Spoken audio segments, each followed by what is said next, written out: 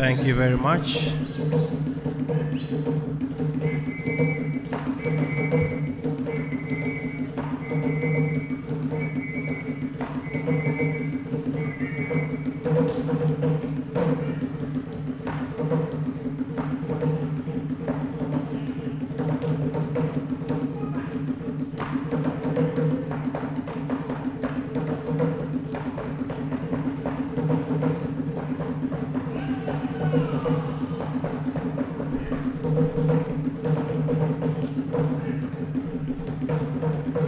Thank you. Thank you.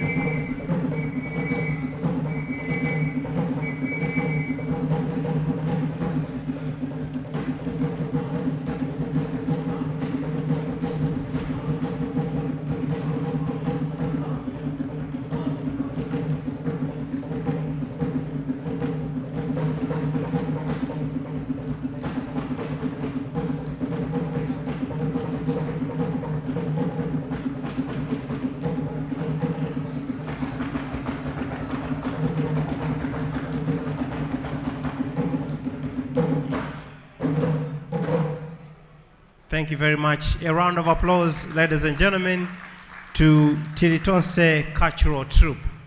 Thank you so much for that performance. Would you like to see them perform again? Yeah? Okay. I'll talk to them nicely. Maybe they can come back later on. But for now, we would like to get the program started now. I would like to welcome you all to the Amref Annual Stakeholder briefing and Amref Malawi strategy launch. Let me start by recognizing the presence of the Presidential Advisor on NGOs, Honorable Martha Wataine. I am trying to scan around the room to see if the chairperson for the Parliamentary Committee on Health is here, Dr. Matthews Ngwale. And I would also like to recognize the presence of the CEO for NGO Regulatory Authority, Mr. Edward Chileka Banda, the board chairperson of Amref Global, Dr. Charles Oakleham, and all international board members that are present here. The board chairperson for Amref Malawi board, Dr. Kumbo Kalua, and all the Malawi board members that are present here. The group CEO of Amref, Dr. Gitinji Gitahi, and all Amref staff present here. WHO country representative, Dr. Nima Kimambo, USAID agreement officer representative, Luce Mungoni, UNFPA representative, Beatrice Kumwenda, and all UN officials that are present here. GIZ representative, Dr. Howard Kress, FDH Bank representative, the Chief Executive Officer for Centenary Bank, Zanile Shawa, Chief Executive Officer for CDH, representatives from various development partners, the Executive Director for Kongoma, Mr. Ronald Ntonga, country directors of various organizations that are present here. Ladies and gentlemen, it gives me a lot of pleasure to welcome you to this activity that has been split into two. We are getting the first part of the program underway, and this is the Amref annual stakeholder briefing. But later on, we're going to be joined by the Honorable Minister of Health, Honorable Kumbize Kandodo Chiponda, and officials from the Ministry of Health. Some of them are already here. And in that segment, we are going to witness the official launch of Amref Malawi strategy for the years 2023 to 2030. So today, no need to emphasize, is a very, very exciting day, and it's a momentous day for Amref Malawi. Amref began its operations sometime back in Malawi in 2012, and it's affiliated to Amref Health Africa, which is the largest Africa-based international health development organization. In Malawi, Amref implements a wide range of activities, but globally, by being affiliated to Amref Health Africa, it benefits from Amref's experience, which spans more than 60 years around the globe. It benefits from a large pool of expertise across the globe and various enterprises and departments. Amref is quite a humongous institution. We've got Amref International University, we have Amref Health Innovations, Amref Flying Doctors, and the Institute of Capacity Development. So all those are opportunities that Amref Malawi can tap into for the wide range of activities that it implements in the country. This meeting is an opportunity to engage key stakeholders in the health sector in Malawi and of course beyond on a wide range of issues that are related to health. And that is why the first part of this program is a stakeholder briefing where we are all invited to participate. This forum is one of the arrangements or accountability platforms that Amref has. It is also an opportunity for open engagements with Amref partners that encourages feedback and input into Amref work. Although it's been around for quite a number of years, from 2012, there are still some areas of improvement and some areas that require collaboration, and platforms like these are an opportunity to share those ideas. And that is why we are all encouraged to participate actively. We have the live audience that is here at Bingu International Convention Center, but we also have an audience that is following this discussion virtually, a global audience.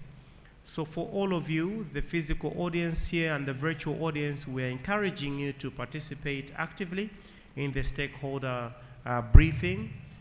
For those following this activity online, you are encouraged to drop your comments or questions in the chat forum, and we're going to take note of them. If there's need, we'll respond immediately. Ladies and gentlemen, I would like to now get the program underway by inviting the board chair of Amref Health Africa in Malawi, Professor Kumbo Kalua, to welcome us all. Let's put our hands together as Professor Kumbo Kalua comes on stage. Thank you very much. If you can go through here, please. Thank you.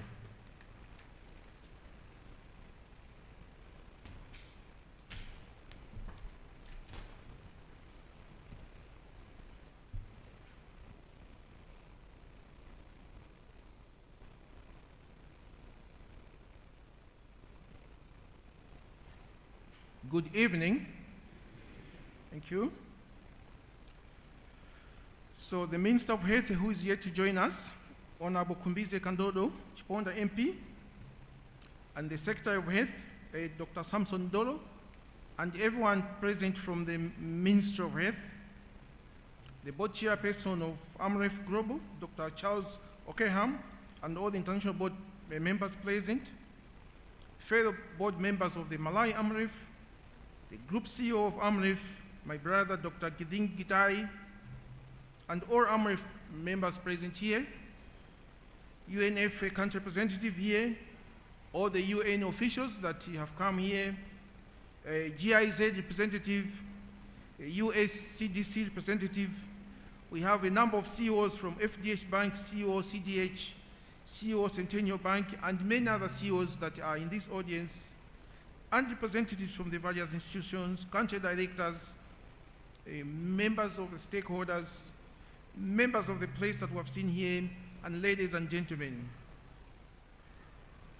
As a board chairperson of the Amref Malawi, it gives me great pleasure this evening to welcome you to the Amref Africa Stakeholders Engagement Meeting, and also the launch of the Amref Malawi Strategy 2023 to 2030.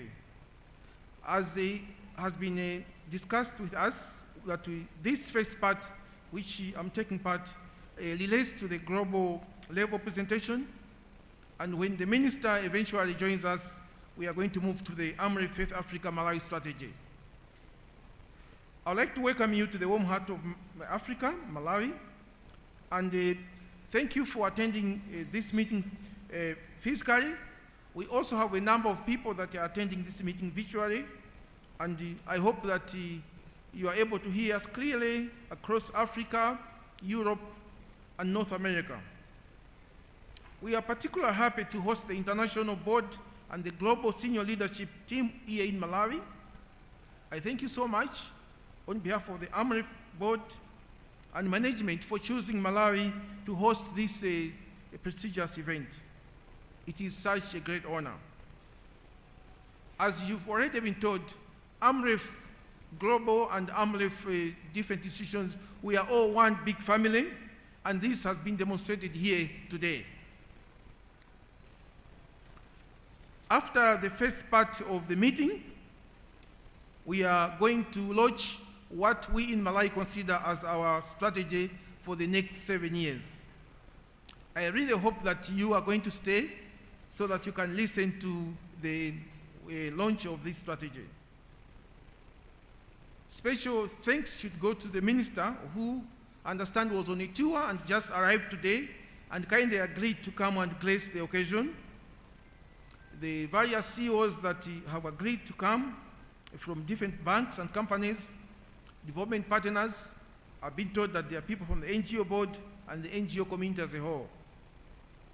We really appreciate your presence. As Amref, we feel so energized that we have strong partnership around, and it is clear that we will not achieve this alone, but we will achieve this as a team. As it is said, together we can.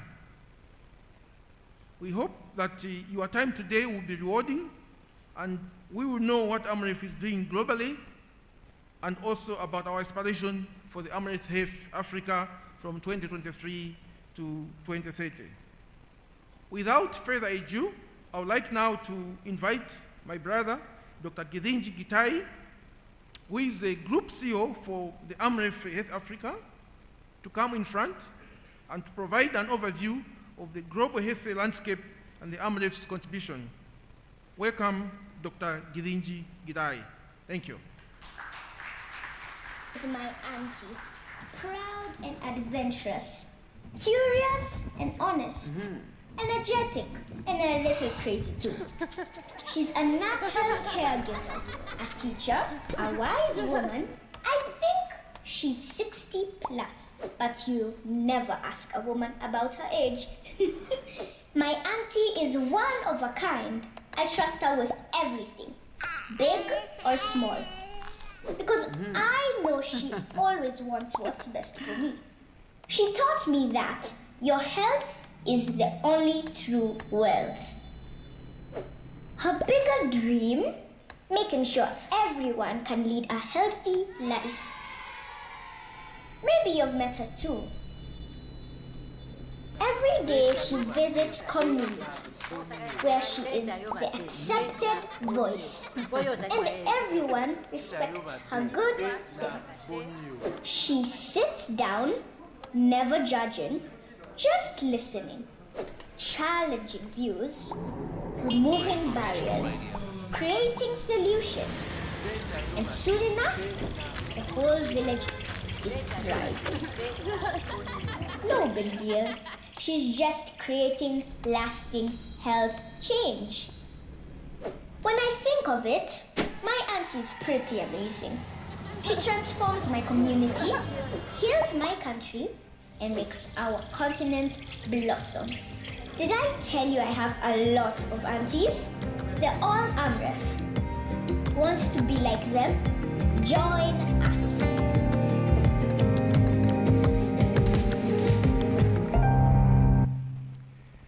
Ladies and gentlemen, welcome to this stakeholders presentation of Amref Health Africa, and please clap for the video. Thank you. Thank you very much.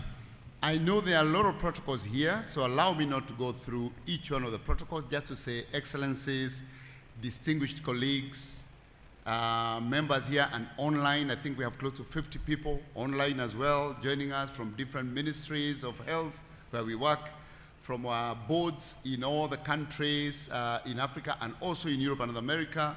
And we have also partners joining us, because we tend to do this stakeholders meeting every year as just a kind of a reflection. As the leading international organization on health development in Africa, we are expected by our colleagues and by our partners that we have a view on what's going on. And that's why we like to do this stakeholders meeting, but also give a view on where we are on our strategy, what are we doing about the challenges of health in Africa. So this stakeholders meeting is inviting all of you here, but also the ones online from across the world. So welcome. And I would like to pass special recognition to the Malawi team and the Malawi government for hosting us here in the warm heart of Africa. Please. Today, as I was walking around here, I noticed that it was very warm. And Martha, thank you, and we pass our congratulations to His Excellency the President. And also I realized that you used to be in the board of Malawi when Malawi started. So Professor here, Professor Kalua, who has taken over as the chair, you know, we appreciate your being here and having been part of that history, and welcome. And all the ones who've been here, including where Amref started, which is the Christian Health Association of Malawi, CHAM, which was the one that incubated the baby, breastfed the baby, and then I think Martha and others came in to wean the baby, and now the baby is it's more than 5 years and being led by the board who are making sure its survival continues. So we really appreciate those who've been here for that long. So as I was walking around, it was so hot. I think today was 31 degrees. And I was thinking, what an apt term for the warm heart of Africa. It's really warm here in Malawi this time round, but I also know that the warmth is also about the hospitality of the people of Malawi, and we've really enjoyed, and we always enjoy this hospitality whenever we come here. So what I would like to do is take you very quickly through our thoughts about what's happening in the continent of Africa, and what does that mean to our strategy. Amref operates in 42 countries now in the continent of Africa. 42.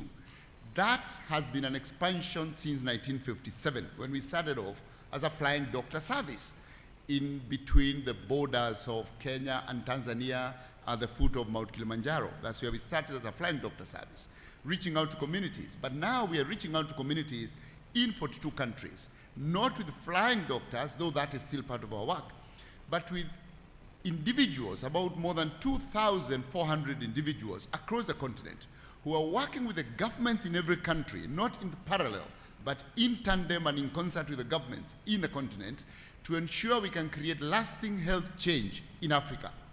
But this lasting health change in Africa is encumbered by many challenges. And those are the challenges I would want us to reflect on, because it's not easy. It is extremely difficult. So this is what I call in this presentation the deadly dance between health and prosperity in Africa.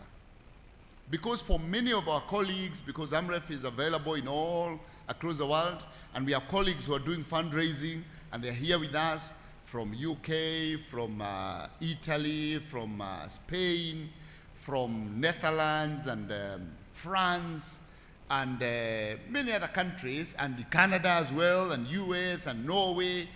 We have so many colleagues here who support our work, and they're here with us. So when we look at the countries where we are doing the fundraising and they're partnering with us, the statistics on health are very different. Africa has remained as a continent that has the lowest access to health services. And the question is why? And that is the deadly dance between health and prosperity. So let me explain this, that actually health is wealth, and wealth is health. That the two have a very close relationship. So the first thing I just want to draw your attention to on this complex chart, that I'll not go through all of it, is to explain the relationship between health and wealth of a country, not just individuals, and the relationship between the wealth of individuals in a country and the people's health. The first thing is to realize that for you to create wealth, you need increased labor productivity. You need people who are working and people who are able to work. But at the same time, to create that, you need increased school attendance and the ability of the mind to understand what they are being taught in school. That's what we call cognitive ability.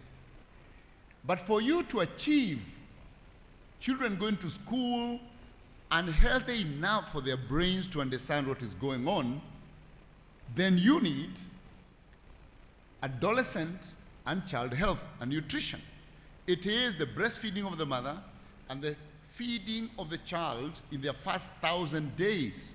First 1,000 days. You can divide that by 365 and you see it's somewhere around just under 3 years.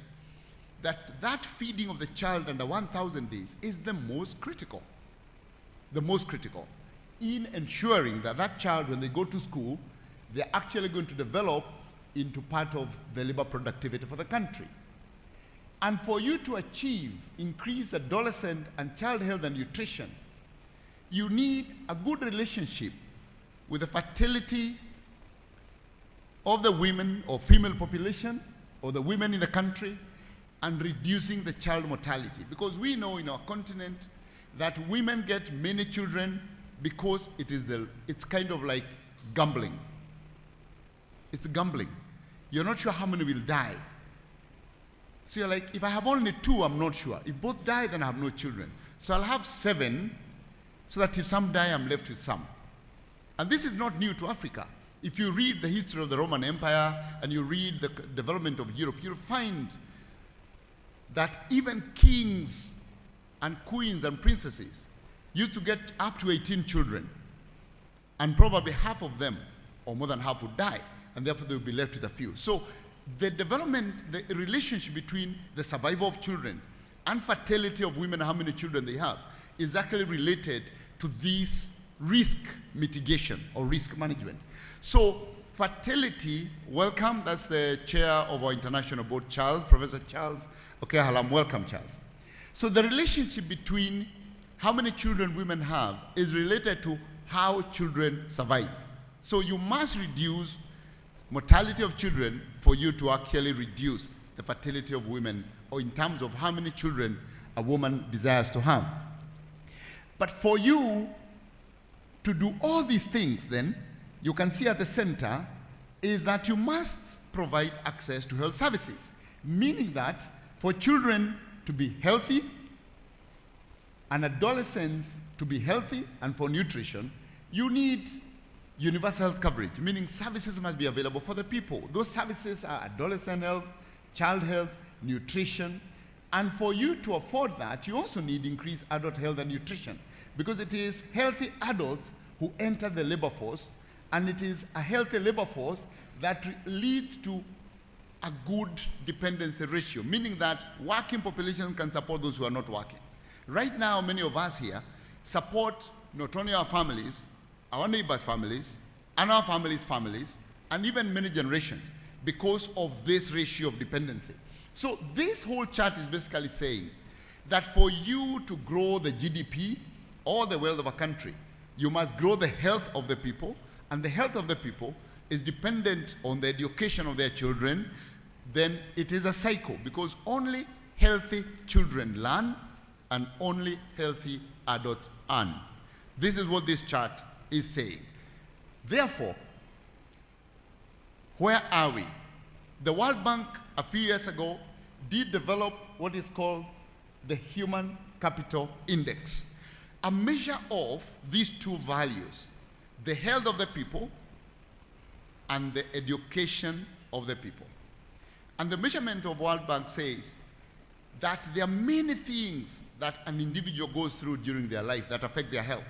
Those things could be difficult premature delivery, and therefore a child is born premature, therefore has a problem. Difficult labor, because the mother did not receive skilled delivery. early child feeding, which is what I talked about, the first 3,000 days, girls who get married early, or girls who get their menstrual periods, or their monthly periods when they're going to school and there's no water in the school, therefore they miss schooling days. This relation between health and education is captured in this index. And it says that it measures, by the time a child born today gets to 18 years, how much health will they have accumulated and how much education will they have accumulated. And then that is factored together based on the years of schooling and also the quality of schooling, but also the age, the survival to 5 years, survival to adulthood, all those things put together. It's a complex index, comes into an index that is called the Human Capital Index. Basically, the Human Capital Index says, by the time a child in a particular country is 18, how much potential for them to be productive is remaining. That's basically it. By the time you get to 18, based on your health and education experiences, how much potential is remaining in you? Ideally, you would expect that by the time you get to 18, you have 100% potential remaining for you to then enter the health workforce. In countries that are high income, the children will reach that 18 with a potential of 88% to actually enter the workforce. In Africa, children reach 18 on average with a potential of only 40%. 40%. Because of fewer years of schooling, on average, a child should attend, by the time they're 18, they should have attended 14 years of school. 14. In Malawi here, the average years of school attended by the time a child gets to 18 is about 9.5. They don't reach the 14 needed. Across the continent of Africa, it will be around the same, maybe 8, 9. So there are many challenges that stop children from advancing in school and getting the number of years they need, and those are related to health. Number two is the health experiences. Malaria, they drop out of school. Children who die, about 35% of our children die before 5 years, and therefore that reduces our index. So across the continent, children reach 18 when they only have 40% of their capacity remaining. So already that tells you that if you could increase the potential of these children through investing in education and health, the estimates say that Africa could actually multiply its GDP by 2.5 by just investing in health and education and increasing this human potential. So Africa is at 40%. Malawi is about 41%, so it's just around there. I think the last time the measurement was done, Kenya was the highest at about 53%, but on average, Africa is at 40%. So what are the challenges that we find that are presented in this complex? One, more than 500 million people in Africa do not receive the health services they need. And those health services include nutrition, includes family planning, includes treatment for malaria, includes all those things we talked about as we were reflecting on the earlier chart. The Global Monitoring Report for Universal Health Coverage says in Africa, only 46% of our population receive the health services they need. 54% do not. This is why, as Amref, we want to work with governments to create lasting health change so that we can increase this number of 46% to above 50%, to 60%, to 70%. And if you do that, then it reflects in the human capital and increases Africa's GDP. The next thing is coverage for women and girls is far less than the half I talked to the general population, because the complex of services that are needed by women and girls is in many ways because of challenges of financing, service availability, but also a human rights issue. Those services are not available. We know there are many countries now that don't allow comprehensive sex education in primary school or secondary schools. They say, no, that is not within our values, therefore don't talk to those young people. So they have services about their reproductive health that they need to access. And those services include information that they are denied. So those are part of what is counted here. The next thing is almost 100 million people pay health costs that are more than 10% of their household income, more than 10%. Remember that every household income in Africa pays about 50% of their income to food. Now, if you pay another extra 10% to health, it means actually they can't create wealth because all their money is going to these things. And then these challenges have a broader context, and that's the context that we like to explore. I'll not spend too much time on this, but this is really what I was talking about. In Africa, because, if you look at this small chart here on the side, all the orange countries are actually in Africa. They have a very low index. I'll move back. This is it. They have a very low index, which is this here. They are all around the lower side, and their GDP is also low. So all the countries in orange are largely in Africa, and you can see the relationship between that index and the GDP. But generally, to break that down, it's about survival of children 5 years, it's about education of young people, it's about health, nutrition, and population, and it's also about social protection for people to access health services. So this is what it is. Key areas to note is, number one, women and girls. I talked about that. That total fertility rate in Africa is still the highest in the world. Women in Africa are the ones getting the most children per woman, and is related to the high rate of children dying. So it's a gamble. How many do I have so that some survive?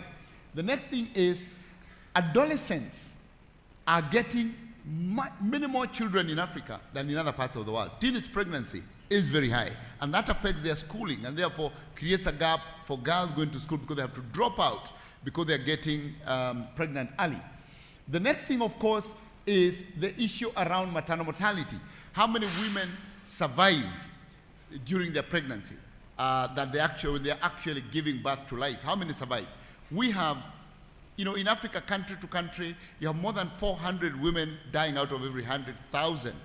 So you find that in many countries, in my own country, about 20 women die every day because of pregnancy-related death.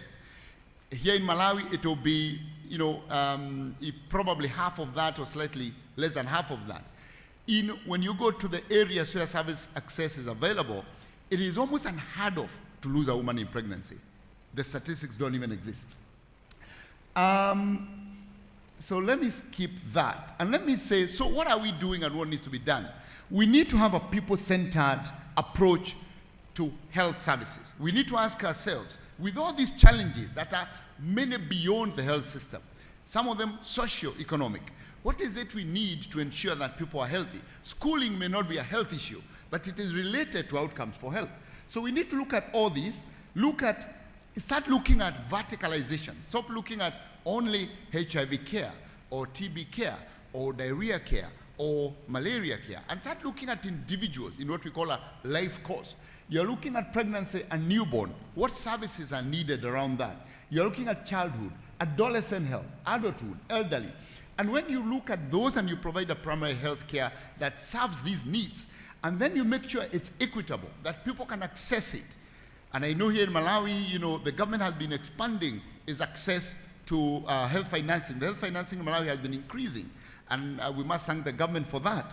When you have that combined, and then you have community leadership, the communities are involved, then that is truly what you can say you have universal health coverage. So we know we have had a challenge then, because the question then is, why is it that we can't provide these services we are talking about? Why is it only 46% of African people are accessing those services? There is a bigger challenge of financing. If I was to show you this just kind of clusters low-income countries and low-middle-income countries.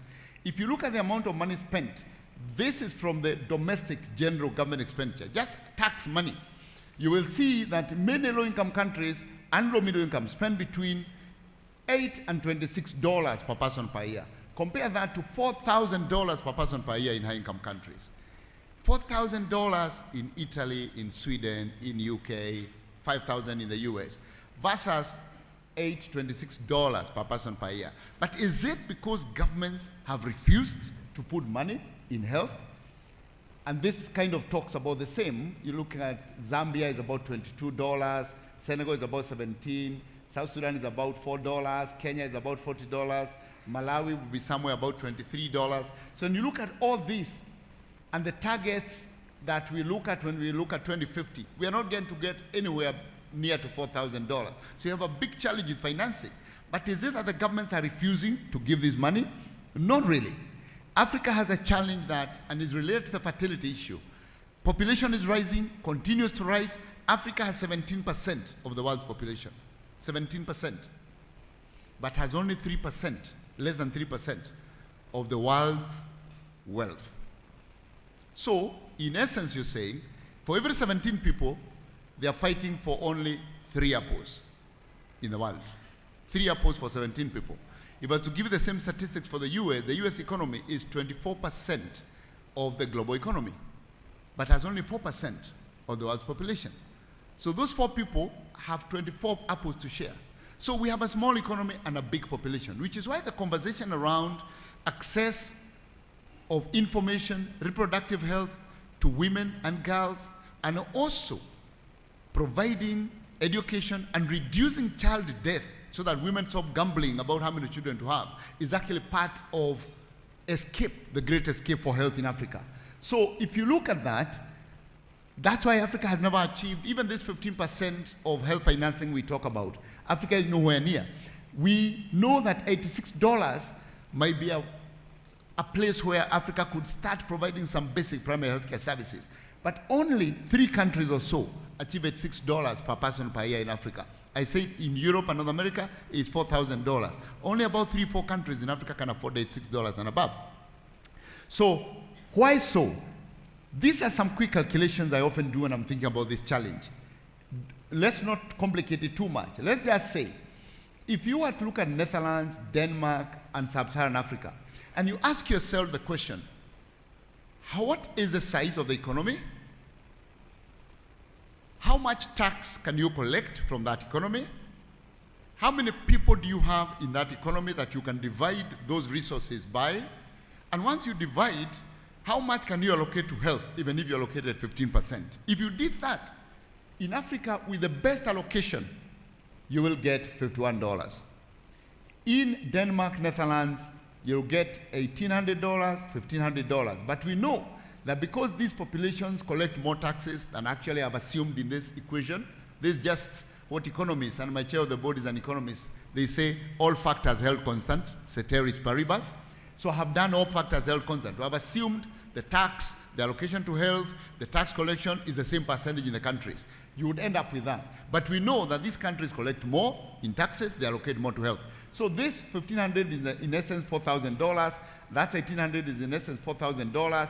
And in Africa it's 51. This is exaggerated. As I showed you, it's actually lower in actual sense. So there is a problem of affordability.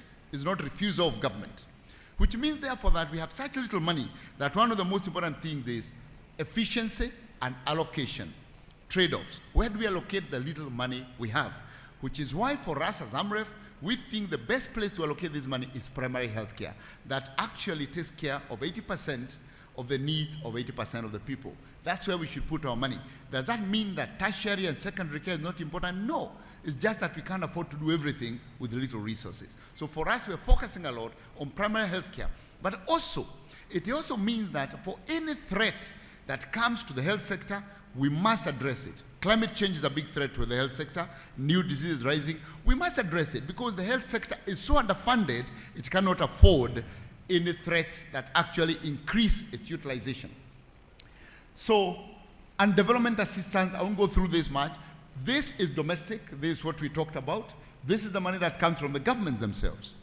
But we have our colleagues, our friends, the Global Fund, the Global Vaccine Alliance, the PEPFAR, the US government that is implementing a large project here called Momentum, and we truly thank the government and of the US and the government of Malawi for partnering with Amref on this Momentum project. So all this money that comes from outside only delivers about 20% of what of the total financing.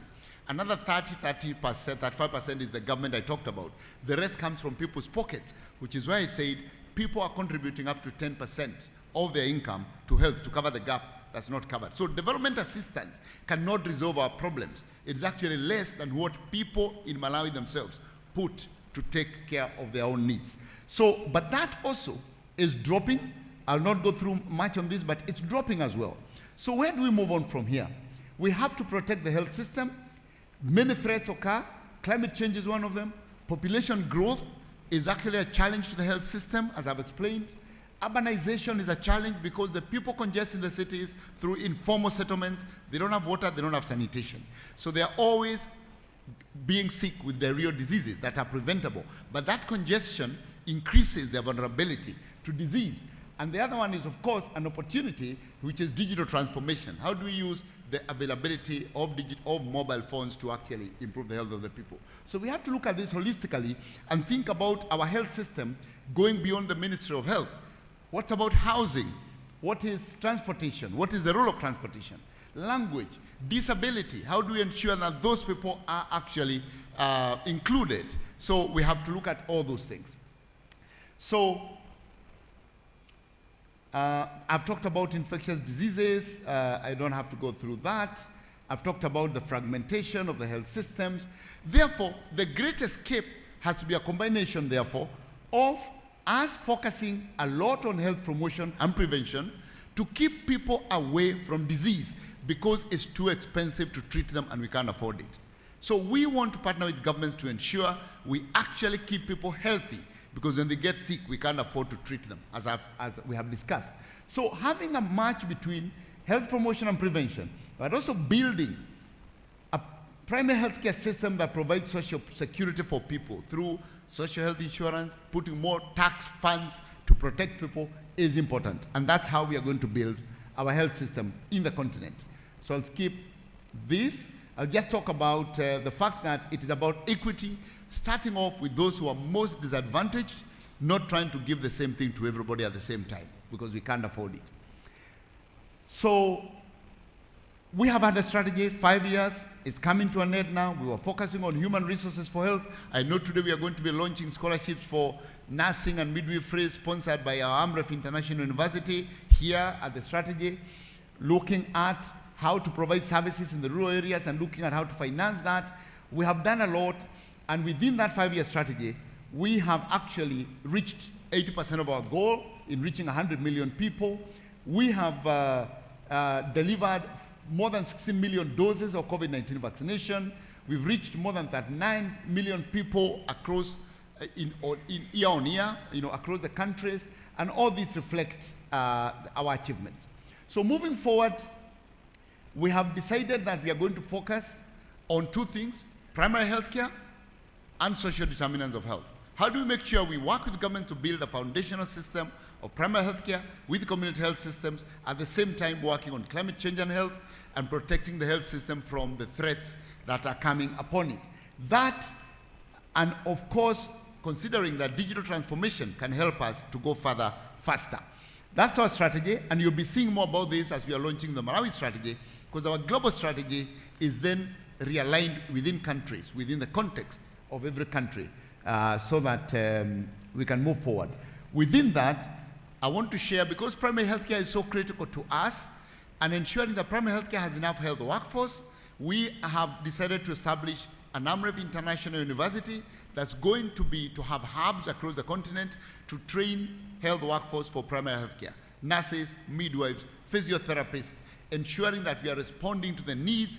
The Vice Chancellor of the university is here, Professor Joachim Osur. So if anyone wants to hear more about the university, please talk to the Vice Chancellor. Professor, you can stand up so that people are able to spot you. If you need to hear more about the university, talk to Professor Joachim Osur, because I know that we are already partnering with Malawi and actually providing scholarships for young women to enter the health workforce, so that we move forward. This is part of our work of advocacy, and I am going to ask Jonathan to just quickly reflect on the resources we are using and the resources we need to deliver this work. Over to you, Jonathan, and thank you very much, ladies and gentlemen. Over to you, Jonathan.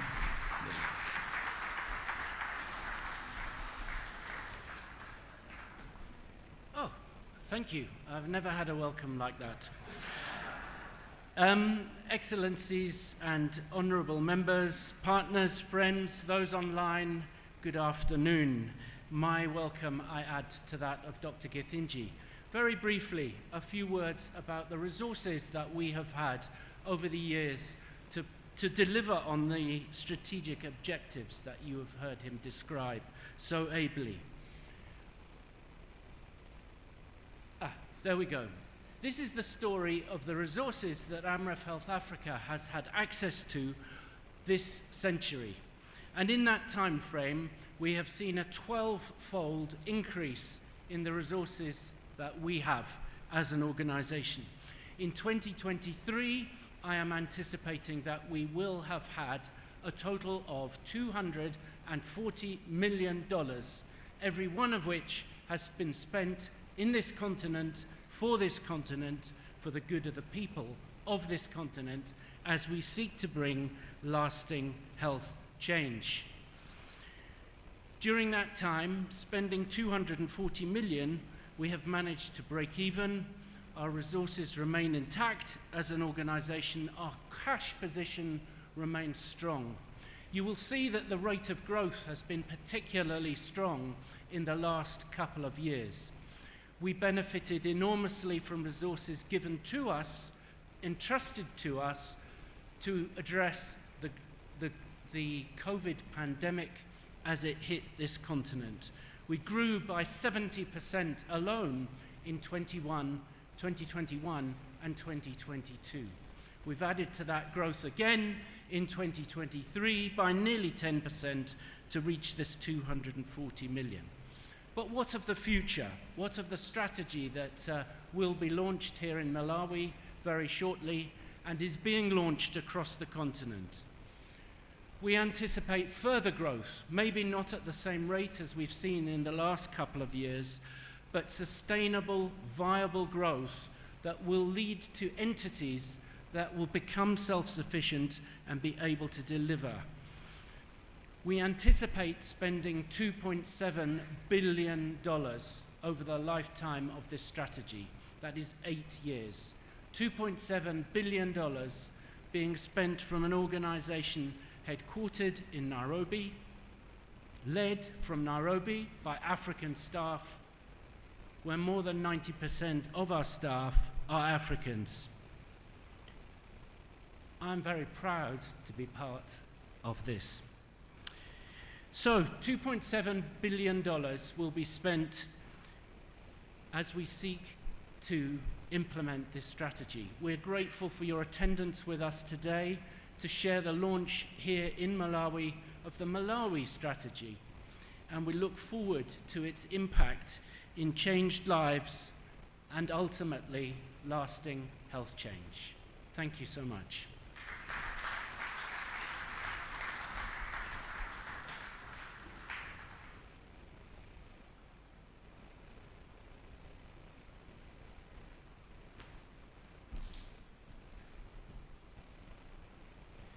Thank you very much indeed, Jonathan, and earlier on, Githinji, for that presentation and for bringing us up to speed on what exactly is happening, but also casting an eye forward on what is yet to come and the gentle shift that Amref is taking as it's going forward between 2023 and 2030. We're going to hear more about that when we have a presentation on the strategic plan. But for now, before I invite the next speaker, I just want to go around the room and see if there are any reactions to the presentation that has just been made. If there's any question or comment, I will open the floor now by show of hands. If there's anyone who wants to speak, this is your opportunity. Please speak now or forever hold your peace. Okay. Thank you. In any case, should you have any questions or comments, you can always meet our Amref Malawi staff. They'll be very glad to take those on. And for those who are following this conference online, you can also drop your questions or general comments or reactions in the chat section, and we'll be glad to attend to them accordingly. So allow me now, ladies and gentlemen, to invite the next speaker. And this is none other than the International Board Chair, Dr. Charles Oakleham. Thank you.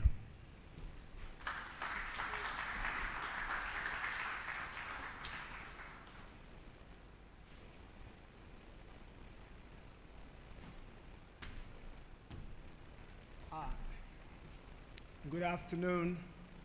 That's the protocol here. Honorable Minister, distinguished ladies and gentlemen, dear guests, stakeholders from Malawi and from elsewhere, thank you all for being here. Thank you for your time. You know, healthcare is at the root of nearly everything.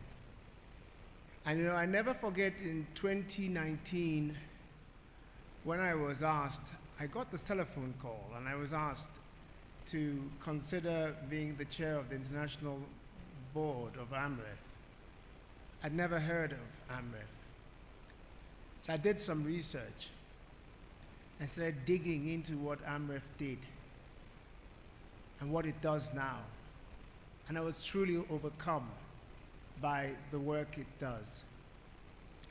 I never forget that the reach of Amref is so profound, the impact it has is so deep, and its history is so rich.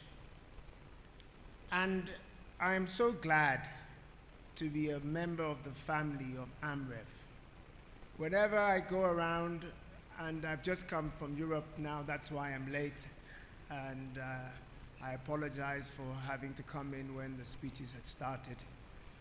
But wherever I go and I mention Amref, a lot of people don't know Amref actually. But when I tell them to look at what Amref does, they say, oh, Amref, you meant Amref in Nairobi. You meant the Flying Doctor Service. You meant that institution. Oh, you should have said about that. We know about Amref. Why didn't you say Amref and not say Amref Health Africa? The brand Amref itself is so strong. So maybe I'm a poor marketer, or maybe I mumble in my speech. So now, Githinji, when I listened to Githinji speaking, I thought to myself, you know, Githinji says that I'm supposed to be an economist, but when I listen to Githinji and he shows up all those facts, I have to try and remind myself whether I still remember any of these things he's talking about, you know. And the other quip I'll make before I go to some of the detail here is, I joined the board of Amref in January of 2020. And if you remember what happened in March 2020, we went through COVID. And Githinji and I worked very closely. And he hasn't heard this joke, but I shared it just now with our deputy chair of the international board, Eunice Mato.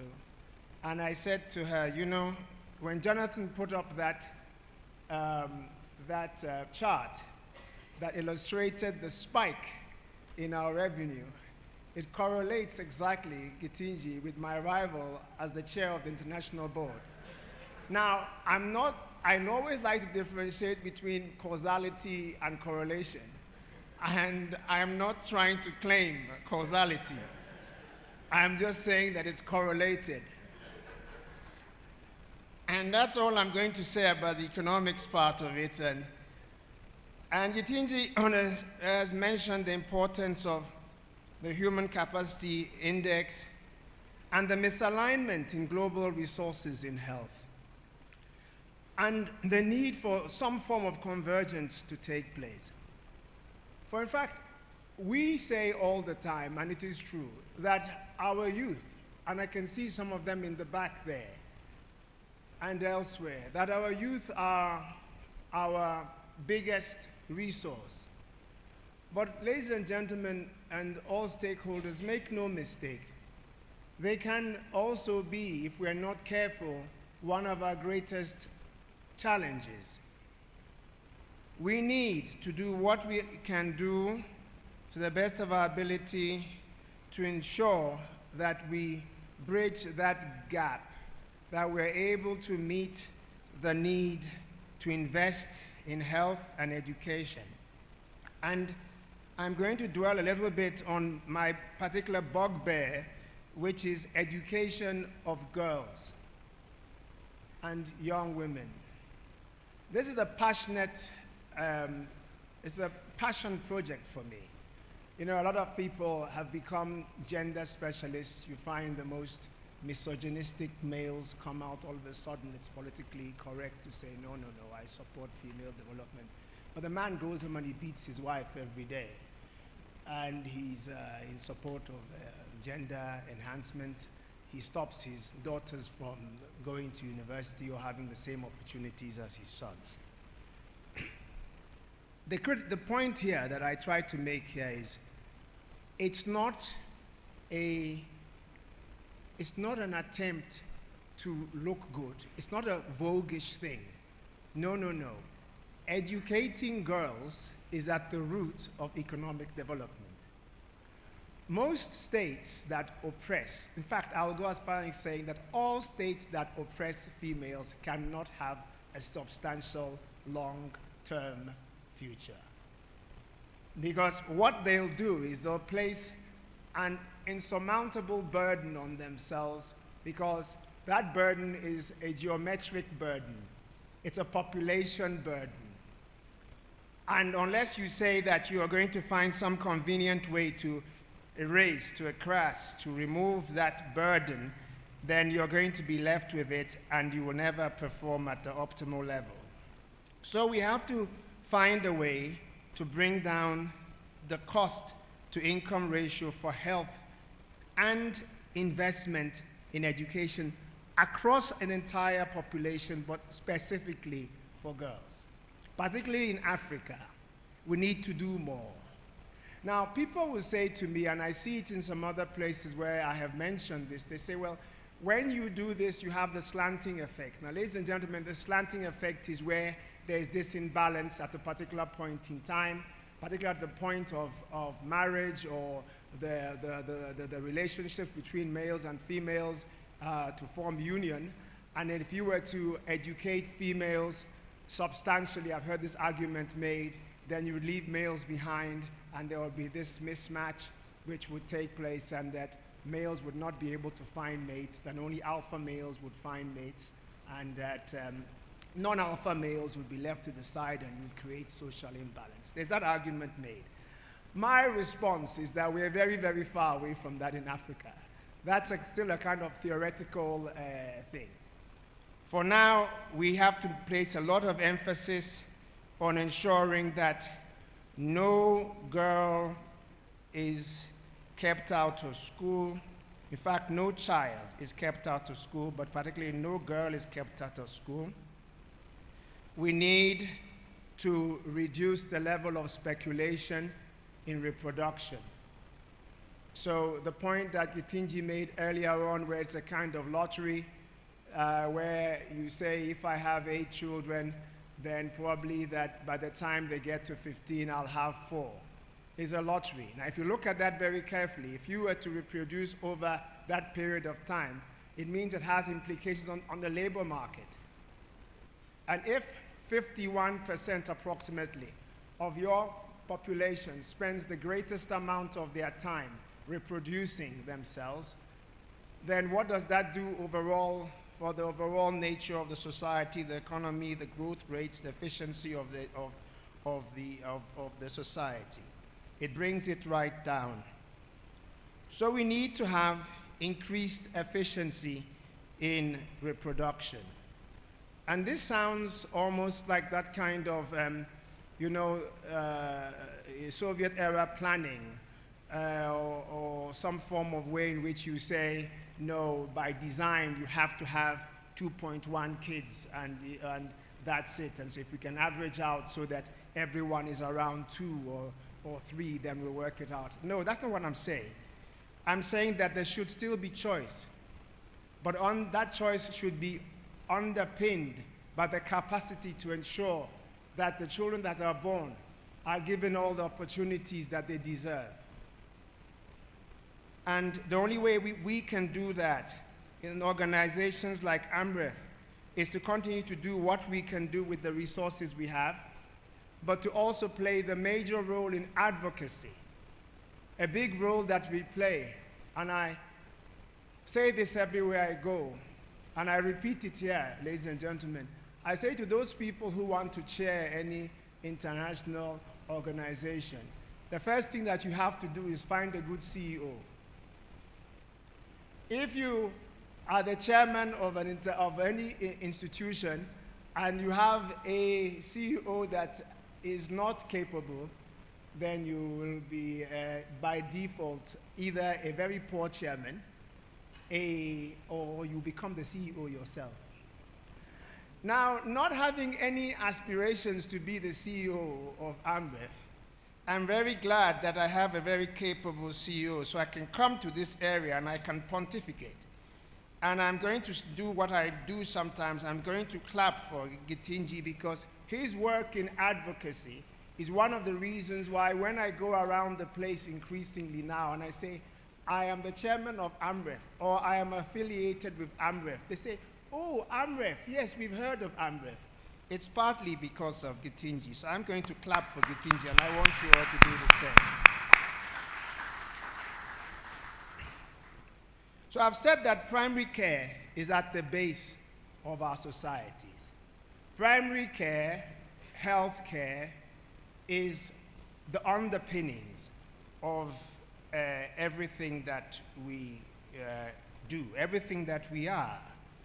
And we need to find ways to continue to ensure that primary health care is achieved. Now, I'm not talking about specialist, sophisticated health. I'm just talking about basic health care. What concerns me isn't that we have the best hospitals in the world or that we have, I would like that, but I would like it such that the basic needs of health can be met. And that's where my passion is, and that can be distributed to as many people as need it. And for this to happen, we need a long-term strategy. And that's why the strategy that we are launching, which sits on the back of the 5-year strategy that we have had, and sits on that and is our platform to go forward, is an ambitious strategy. It's a strategy that will enable us to transform our agenda and hopefully push the Amref agenda even further than we have so far achieved. And it's a big jump, because if you look at those numbers that Jonathan put up, you see the leap that we are trying to make, the jump that we are trying to make. And it will not be an easy one. It will not be an easy one, because even if you look at the graph, and I wish I had that graph myself here, you would look at the level of individual giving that we are asking for, which is a critical ask. If you look at the amount, it's a substantial change. Whilst there's a big increase in other amounts, and that graph is almost vertical, it's the individual giving which is the challenge, and which is where we reach out to individuals and ask them to walk with us on the road that we are embarked upon to achieve this noble objective, an important objective for the continent. So ladies and gentlemen, I think I will stop there. The results will not arrive overnight. We need continued commitment. We need energy. We need all stakeholders to be involved in all their capacity. And I want to thank everyone who has walked this journey with us and ask you to walk with us further to achieve these objectives. I thank you very much.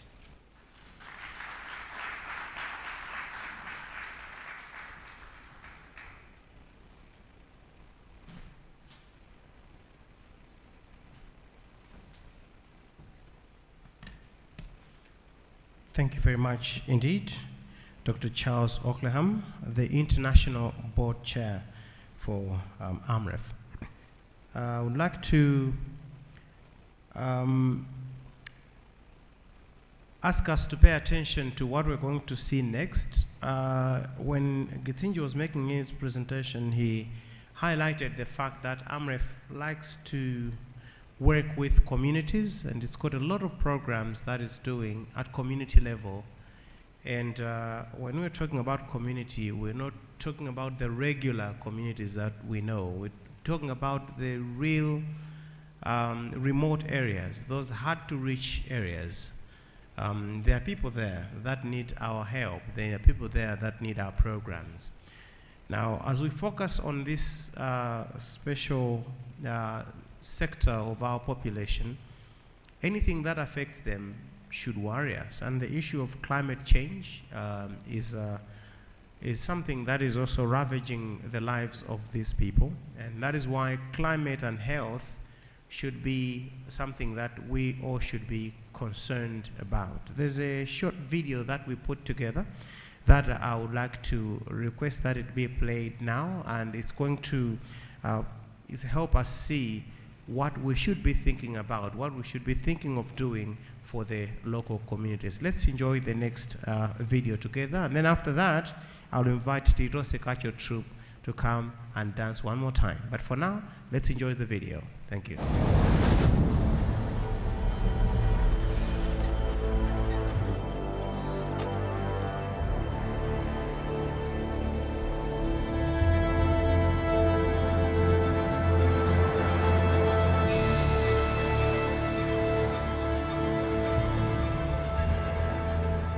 I think that people haven't realized how massive this is.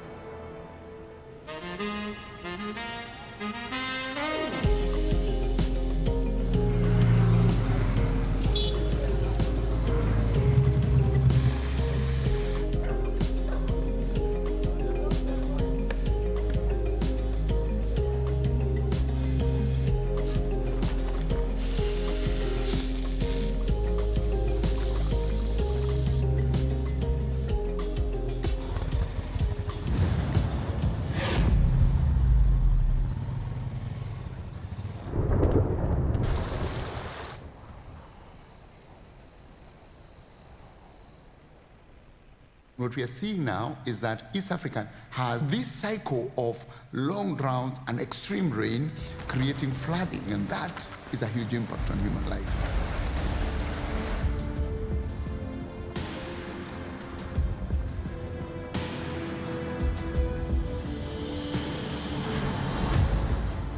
Nyumba yangu ilisipiwa na maji, by then hiyo nyumba ilikuwa hapa nimekaa hapa. Kenye ilinishtua zaidi ni hiyo story ya maji. Hiyo sauti ya maji upande wa mlango.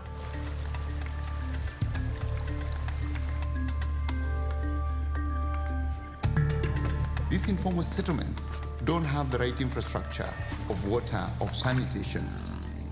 And the result is actually outbreaks of diarrheal diseases, cholera, and other waterborne diseases. And these are the ones that are actually going to affect human life and reduce life expectancy.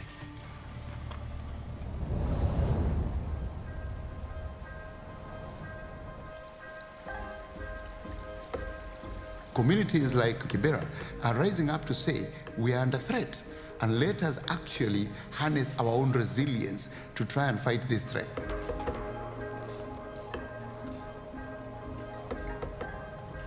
We teach people about the importance of boiling the water because the water is contaminated.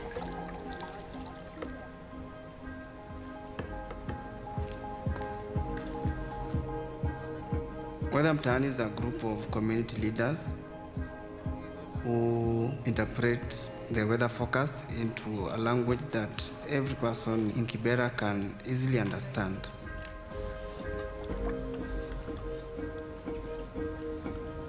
What I like about Kibera is the sense of community.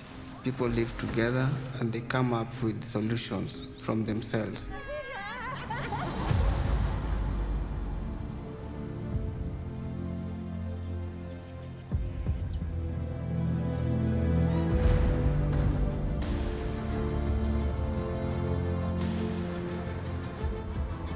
At the end of the day, if we take the measures that are needed to reduce greenhouse gases, and at the same time focus on assisting communities to adapt to the already existing impacts, we can turn this round and we can actually reduce the loss of human life and improve health and well-being.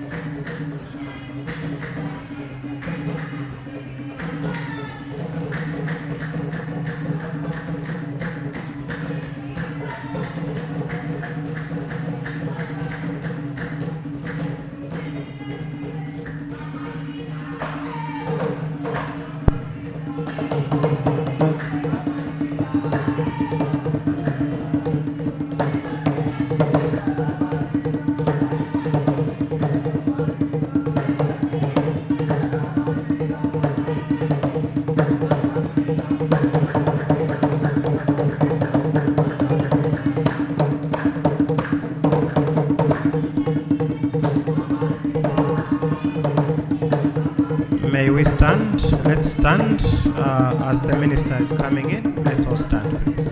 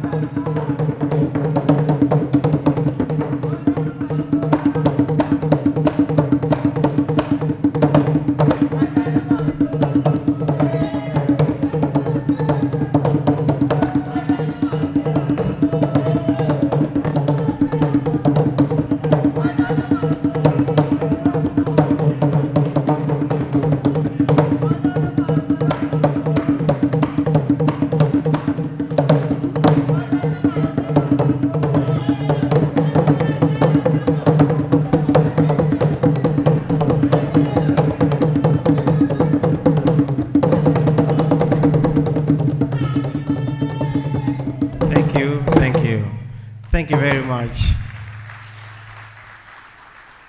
Thank you very much indeed. I think Amref should explore the potential of the healing effects of this kind of dance. Maybe it can be implemented at the local communities. It looks like it could cure somebody of some kind of disease. I don't know what, maybe somebody needs to study that. While the group was performing, we were privileged to be joined by the Honorable Minister of Health, Honorable Kumbize Kandodo Chiponda MP. Good evening and welcome.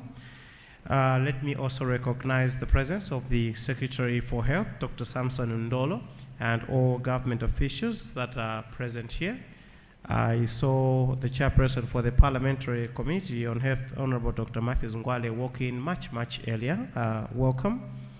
We also have in our midst the Presidential Advisor on NGOs, Honorable Martha Kwataine, CEO, NGO Regulatory Authority, Mr. Edward Chileka Banda, the Board Chairperson of Amref Global, Dr. Charles Ockleham, and all international board members that are here. The Board Chairperson for Amref Malawi Board, Dr. Kumbo Kalua, and all the Malawi board members present. The Group CEO of Amref, Dr. Githinji Gitahi, and all Amref staff that are present here. WHO Country Representative, Dr. Nima Kimambo. USAID Agreement Officer Representative, Ms. Luce Mungoni. Representative from UNFPA, Beatrice Kumwenda, and all UN officials present here. GIZ Representative, Dr. Paul Dillemans. USCDC Representative, Dr. Howard Kress. We also are privileged to have in our midst a wide range of representatives from the private sector, and I will be recognizing them shortly, but allow me, Honorable Minister, to recognize the presence of the Executive Director for Kongoma, Mr. Ronald Mtonga. We have representatives from various development partners that are here with us this evening. We are privileged to have in our midst Mr. Kao Chokoto, who is the former chairperson for Malawi Chambers of Commerce and Industry. We also have from NICO, Zalumba Makawa, Director of Planning from National Council for Higher Education in Che, Dr. Mangani Katundu. And from NBS Bank, we have Ms. Luce Ndumuka. From FDH Bank, we have Mr. Andrew Mangani. Continental Discount House, we have got Mr. Chinkonda, and from CDH as well, we've got Lovemore Kambani and Precious Kambatira. It is quite exciting to see the private sector respond to our invite to be part of this program. This is the way to go if we are going to tackle the many challenges that affect the local communities in health in Malawi. So we are truly grateful and honored by the presence of all these high-profile individuals from the private sector. And I believe that this is a signal of better days to come for all of us, but particularly for Amref. Honorable Minister, you are joining us when we have just been having a stakeholder briefing, appreciating more about the work of Amref, but we are getting into the climax of the evening, where we are going to witness the launch of the new country strategy of Amref by yourself, Honorable Minister. This is a country strategy that is going to cover the years 2023 to 2030. And the new strategy has been developed by building on a decade of operations, partnerships, experiences, and health service delivery in Malawi by Amref, and is going to be delivered in partnership with the government of Malawi, and that is why we are so honored to have you with us here, Honorable Minister. The Ministry of Health is going to be critical in the implementation of this new strategic plan. We also have got implementing partners and the private sector who are very well represented here, and of course the local communities in Malawi. So without further ado, I would like to invite the Country Director for Amref in Malawi, Mr. Hester Nkwindanyasulu, to come forward and give us a presentation on Amref Health Africa in Malawi strategic plan. Let me invite him to step forward and give us that presentation. Thank you very much.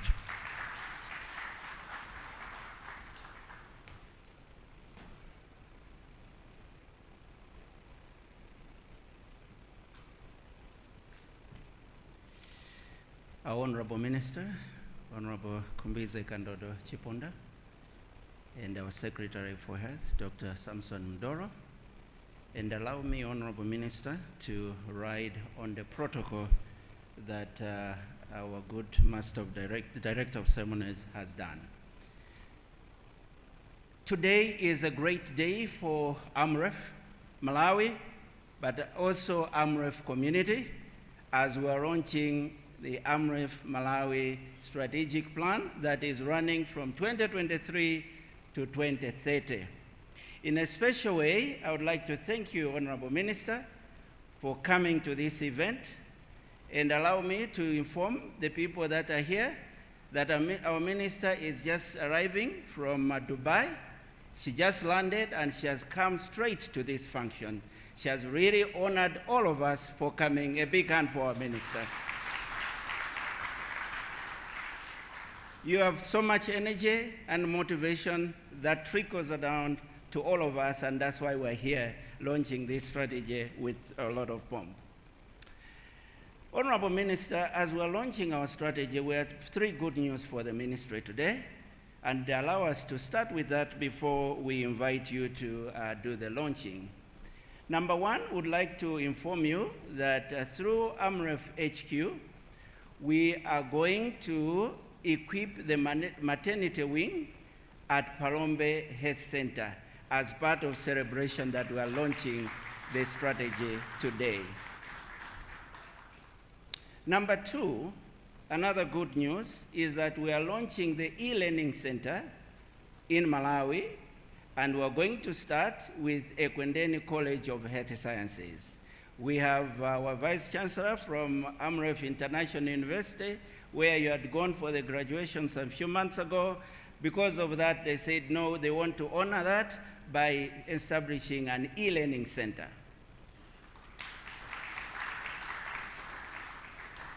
And another good news, the third one, is that through our Amref HQ and Amref International University, we are going to sponsor 15 girls to study nursing and midwifery at Ekwendeni College of Health Sciences.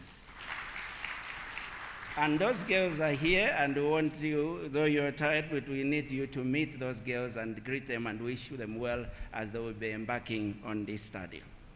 So let me give a chance, 2 minutes, to our Professor Osu from the university to make a statement.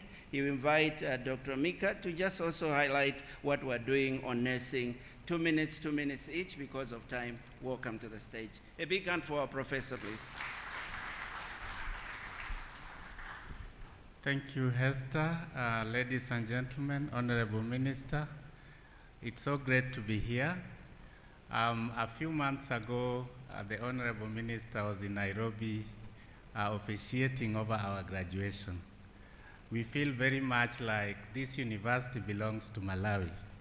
And so we asked ourselves, how can we make sure that more students from Malawi access our courses? And that is the reason why we are launching the Virtual Learning Center for Amref International University. Now, this Virtual Learning Center is able to offer all the courses that we offer in Nairobi virtually. And for courses that require clinical practice, because we are focused on delivering health courses, we are able to connect with health facilities and consultants in health to provide the hands-on training. So the theory is delivered through the Virtual Learning Center we are setting up, and we are able to also offer the practicals. And so there is no reason why students in Malawi should not learn through the Amref International University. We are a unique university in the sense that we are backed by a big health program, as you've already heard, and we are able to tie what we are seeing in the field to our trainings.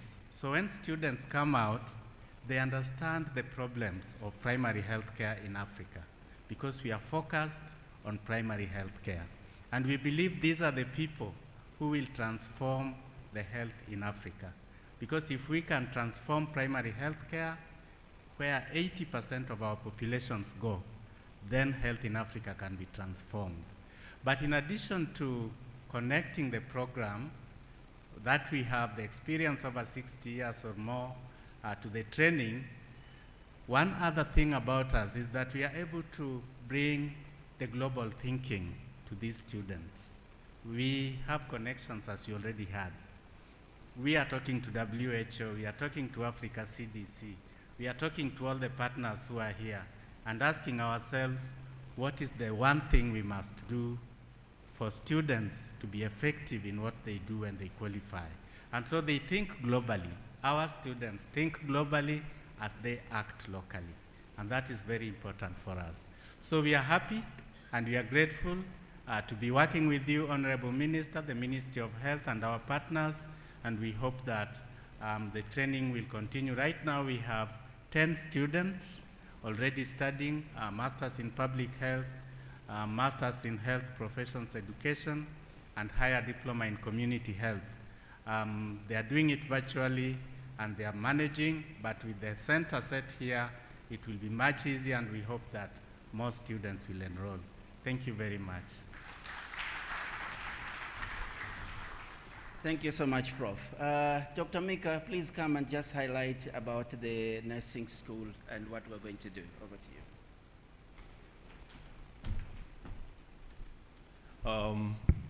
All protocols duly observed. Good evening, everyone. Since the Vice Chancellor has talked, mine is very brief. Mine is to give assurance to our colleagues from Malawi that the idea we have to train nurses through e-learning, it is an idea we have tested for 15 years. It's not something new. We have done it for all that long.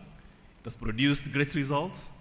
I joined Amref 15 years ago to implement an e-learning project, which grew tremendously and organically to the extent it initiated the university itself.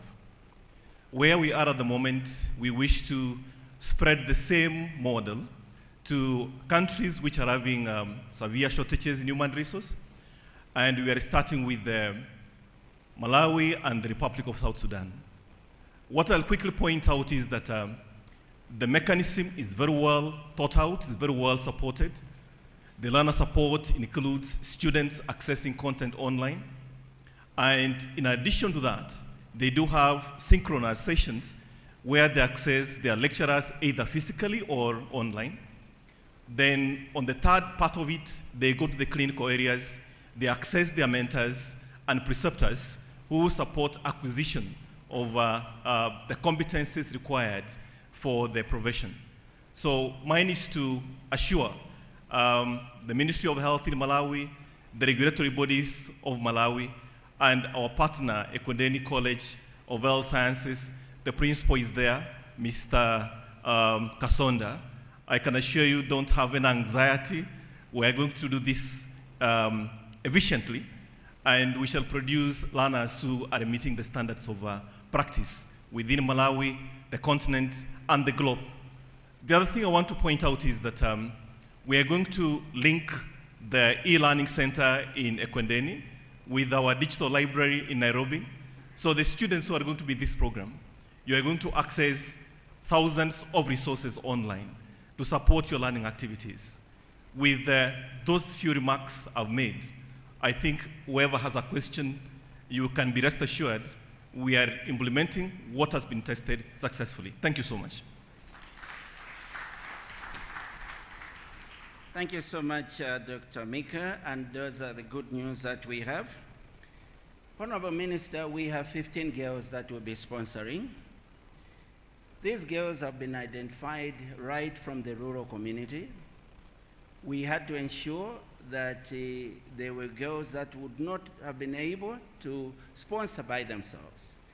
And we did the adverts, they applied, and the selection was very competitive. We had over 195 applications, and out of that, we only needed 15. And we identified the 15 girls from all over the country, and they're here. They're very, very excited. I met them. I was going to invite them all to come, but with the excitement, allow me to be inviting them by names because they want to celebrate. It's their day as well. So we joined them because they are celebrating that they have found a chance that they could not have had in their life. They never dreamt that they could have come. But for our program, good news that we have today with our link with the private sector is that the sponsorship program was only for tuition. That's what we had on our package with support from MasterCard Foundation. But now, when we approached FDH Bank, They said, no, we are going to give them accommodation and also upkeep for the whole time that we are taking them.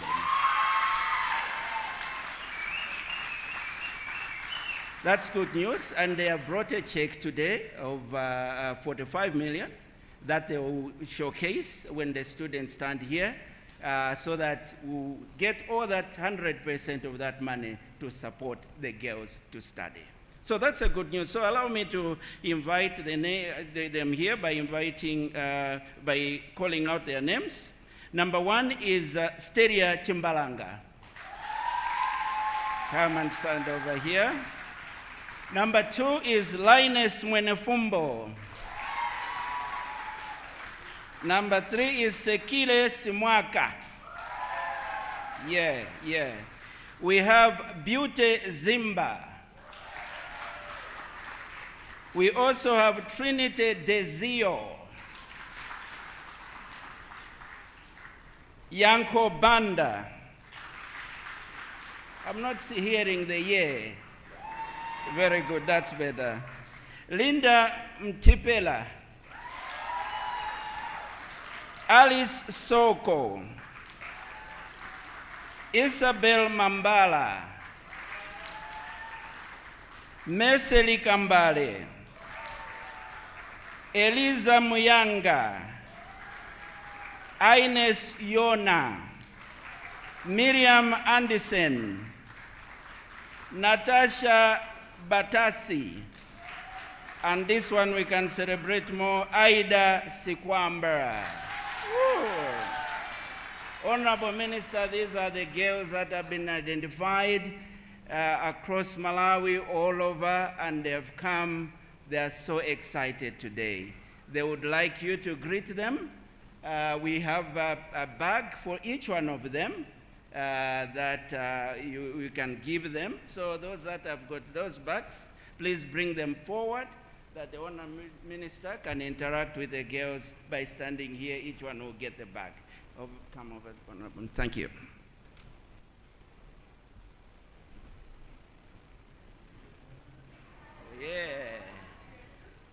Yeah.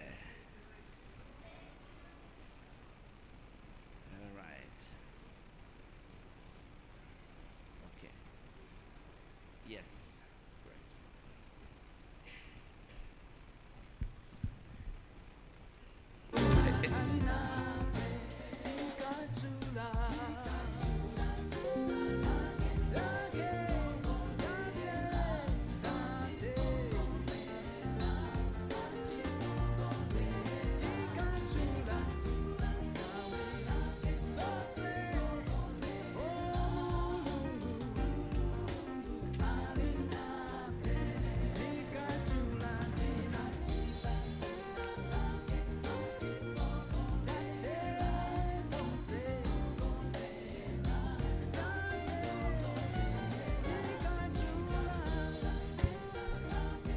There's one more?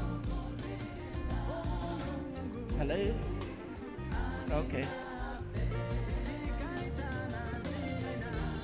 All right, then you can stand in the middle of them and take a picture. Those that are taking pictures, please take one.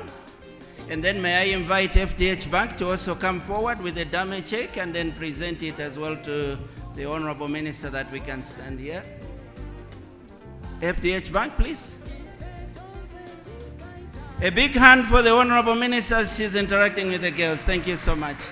Yes, so from FDH Bank, let's invite the Professor Kalua to also come in front, and then you stand there.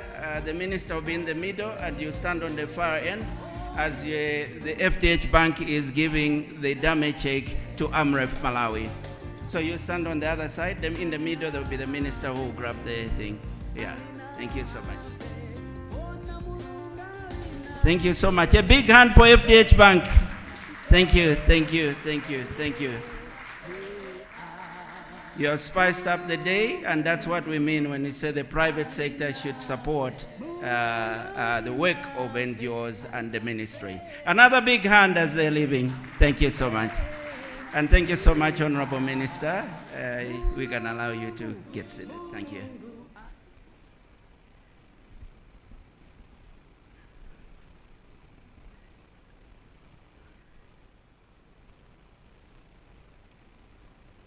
Thank you, Honorable Minister. Girls, let's say yay! Very good. We can go and get seated. A big hand for our girls. Again, thank you, thank you, thank you.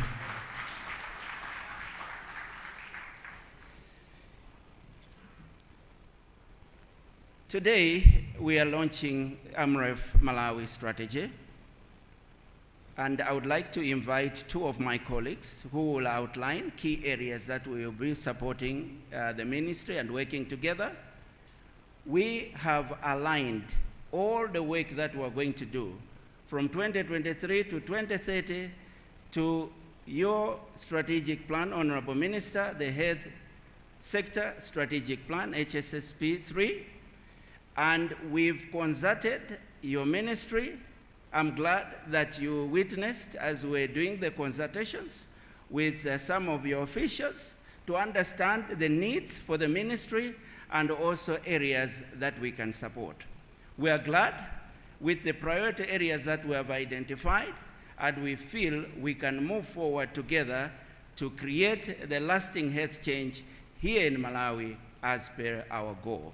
So I'd like to invite Madali Sotolani, is our head of programs, and Martha Moyo, our program officer. They will highlight these key areas, the priority areas in brief, and then that's when we'll welcome the SH to continue with the rest of the program. Come over. A big hand for the two as well. Thank you. Thank you very much, Hester.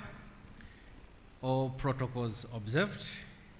I'm honored to present our strategy house.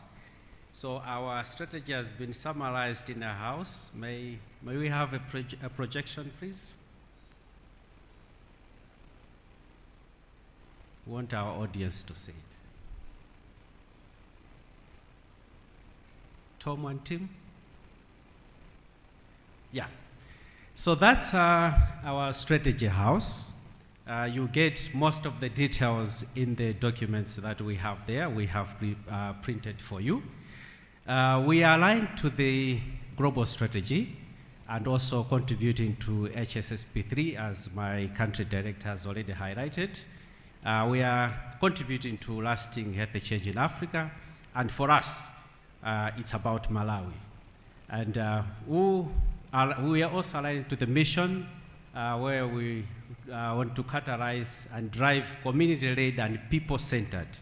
That would be our focus as we co-design interventions in our communities and also integrating social determinants of health. As we know, these are affecting our people in our communities. So our strategy is going to be has been categorized in two strategic platforms. That's platform 1 and 2.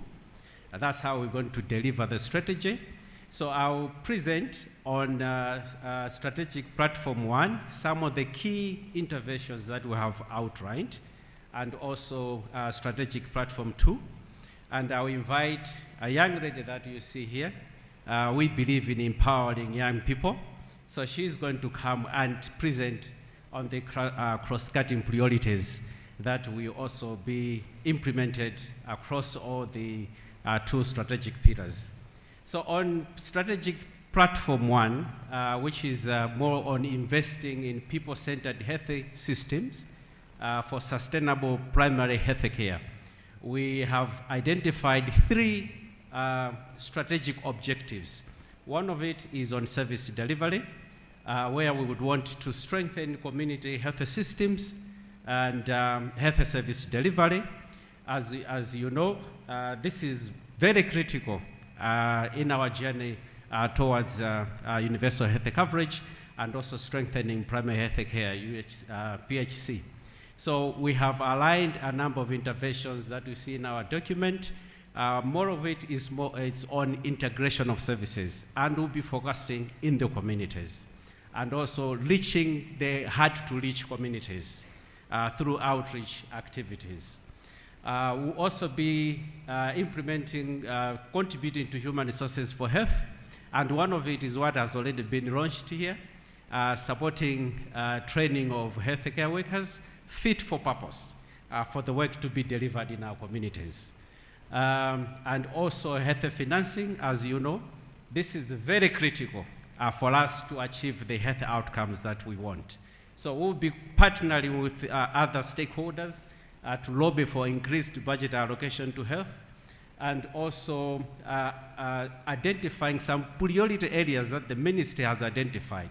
And one of it is health facility, direct health facility financing, so that our health facilities have autonomy to make decisions at that level. They are financed, they have the power to make decisions to procure the things that they need. This has been a challenge, Honourable Minister, and we hope once that is implemented, and Amref being part of it for the next 8 years, that is going to be achieved. And on strategic platform 2, which is more on social determinants of health and also emerging threats because of the climate change. It's now the talk, it's in most of our tables as we discuss, and it has come at the right time when Malawi was heavily hit by the cyclone. All of us were a witness. Most of our friends in the southern region, they were heavily affected. Over 1,000 people dying, and the households over 800 plus displaced. So Amref strategically, we have also positioned ourselves to support the ministry.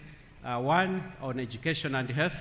We believe that those that are well educated, they're able to make life, better life choices, and also live good lifestyles.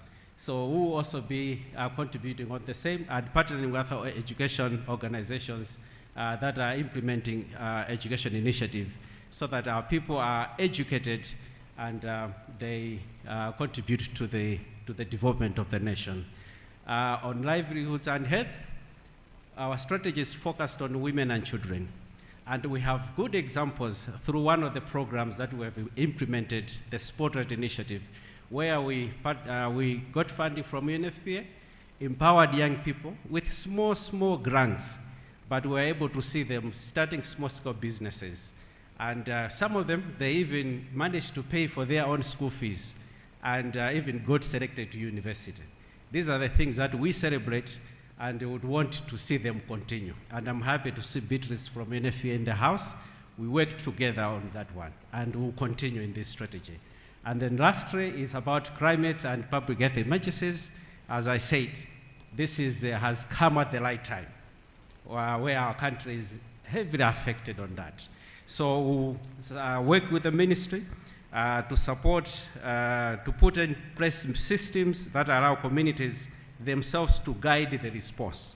Because we believe if we co-design solutions, we're going to help to alleviate the threats and the effects of climate change.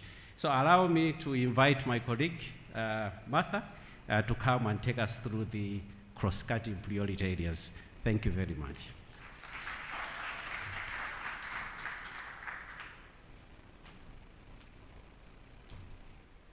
Thank you very much, Madam. All protocols observed. I'm happy to present to you the 4 cross-cutting issues that we have in our new strategy. So we have the gender and social inclusion, where now we want to create safe spaces, especially for women and young people. These are the safe spaces that women are empowered to make informed decisions about their sexual and reproductive health and rights, to build their well-being, to be able to fight for their rights and also speak out when their rights have been violated, therefore putting violence to the spotlight.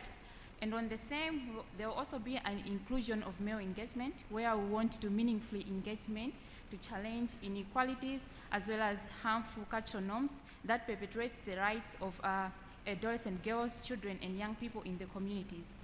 These men and boys will also be responsible for scaling up promotion of positive masculinities in the communities, thereby creating a safe environment for everyone to live in.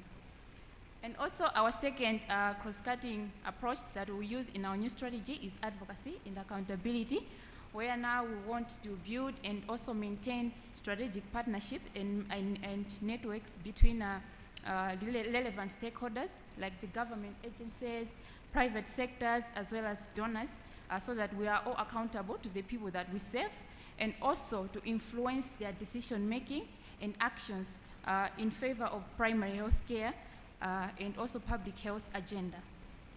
On the same, we also want to collaborate and coordinate with the Office of the Ombudsman, which is also responsible for provision of quality care in all health facilities, so that provision of health care in all health facilities. We'll also coordinate and collaborate with the Office of the Ombudsman, which is responsible for provision of quality services in all the health care facilities.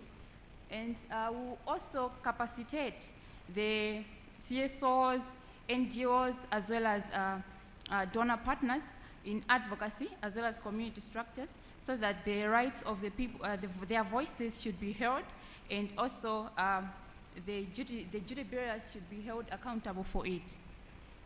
On the same, we will also make sure that we embed digital health across all our priority areas, whereby we want to train healthy workers on how to use digital health systems. This will be through data collection, reporting, as well as decision making. On the same, we also want to make sure that service delivery systems are digitalized to enable them that they should provide good quality and equitable care. Lastly, we as Amref, we are a research and learning organization, so we will continue using research in implementation and adaptation of our strategy, and we'll also continue using research and learning in designing our programs to meet the needs of the people in the communities. On the same, we also want to make sure that we create platforms where people present their new learnings, new information for better services in Malawi. With this, we believe that we can change the landscape of our health sector in Malawi, and we as Amref Malawi are so geared to do this work together. I'm actually glad that Amref Malawi is providing opportunities to us young people to work, and I'm happy that I'm one of the young people that will be implementing this strategy. Thank you very much. Over to you, Hester.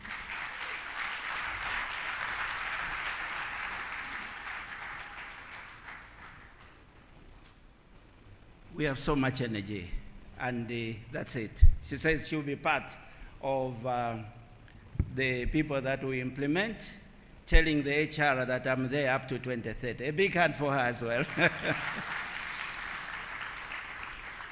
Honorable Minister, this is our strategy. Allow me 1 minute to recognize the partners that are supporting us to do this work and that are committing to continue supporting us. USAID is supporting us with the Momentum Project. It's a $20 million project that they are supporting us. A big hand to USAID. Thank you so much. We have UNFPA that are supporting us. We are working together on the Spotlight Initiative project, and we're going to continue with the peace building project. We have GIZ that we're discussing, and we'll be implementing some projects together. And we are in collaboration with a number of development partners. We have CDC here that we are collaborating on a number of initiatives, and a lot of CSOs that we're working together. WaterAid is here, it is supporting us. We're working with the youth. I can see John Nyirenda from YouthWave, Happy Makala from CHARM, and a number of CSOs that we're working together. I want to say that, Honorable Ministers, Amref, we are fully committed to work with you, and we'll be there to work throughout this strategy period. Thank you so much for your attention.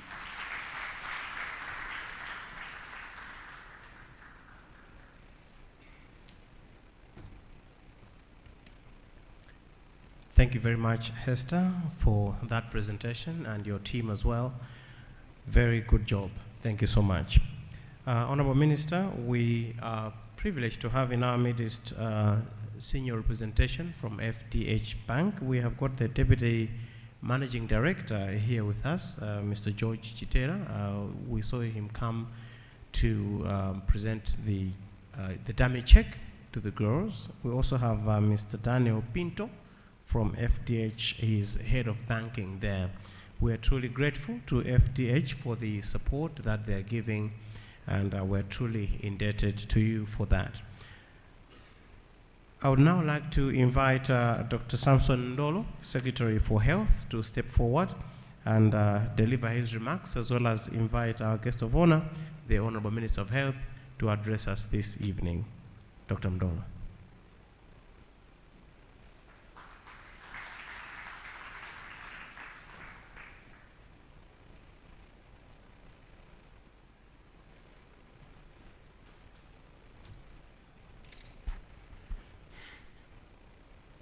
The Minister of Health, Honorable Kumbise Kandodo Chiponda MP, the Chair of the Parliamentary Committee on Health, Honorable Matthew Zingwale, the Chair of Amref Globe, and all board members.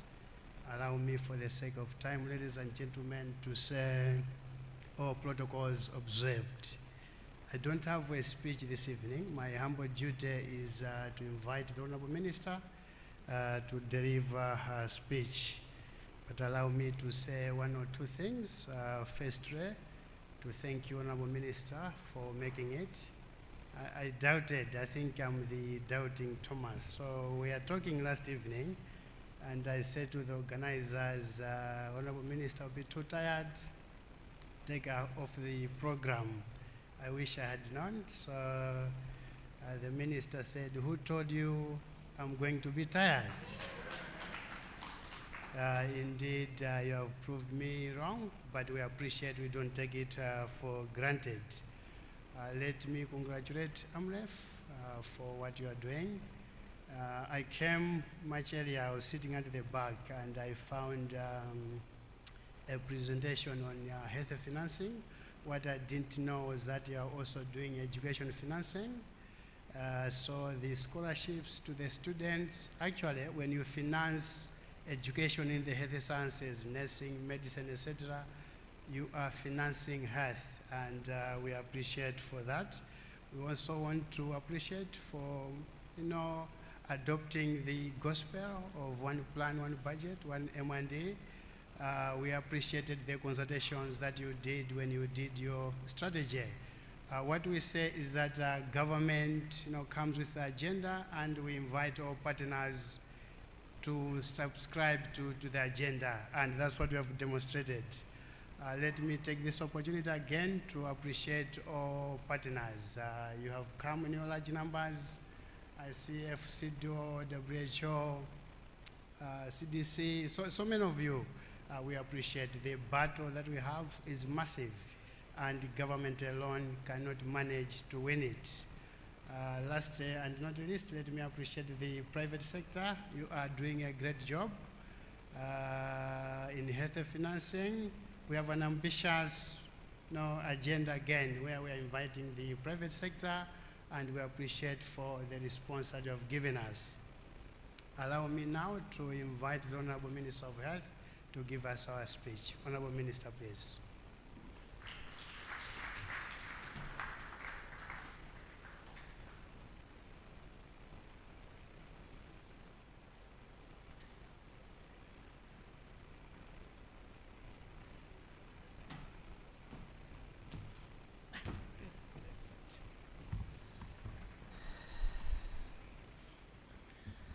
Thank you so much, Dr. Samson Ndolo, our Secretary for Health. Let me recognize the presence of the board chairperson of Amref Group, Dr. Charles Okeya Halam. You are there. Oh, thank you. So welcome to Malawi, and all the board, international board members present. Also, let me recognize the presence of the board chairperson of Amref Malawi board, Dr. Kumbo Kalua, and all the Malawi board members. You're welcome. Thank you so much for your presence this evening. But also in a very, very special way, let me welcome the group CEO of Amref, my dear brother, Dr. Gitahi. We're together in Dubai. How did you leave me in Dubai and you find yourself in Malawi?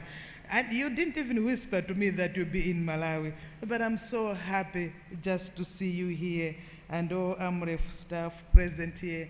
And of course, the Vice Chancellor, the Vice Principal for Amref International University in Nairobi. I'm so happy to see you in Malawi. You were such a gracious host when you hosted us. when you had invited me to attend the graduation. So we are very, very happy to see you this evening. And of course, my brother, Mr. Nyasuru, the country rep for Amref Malawi, and all the staff members of Amref Malawi. I'm so happy for you, Hester, for what you have done. You know, you are building capacity, succession plan. The presentations from the young man and the young lady, you can even retire tomorrow. But I'll have the comfort that I'm still in good hands. You are doing such a fantastic job, so congratulations to you. Our partners, I've seen Dr. Nima, the WHO rep. Thank you so much for coming.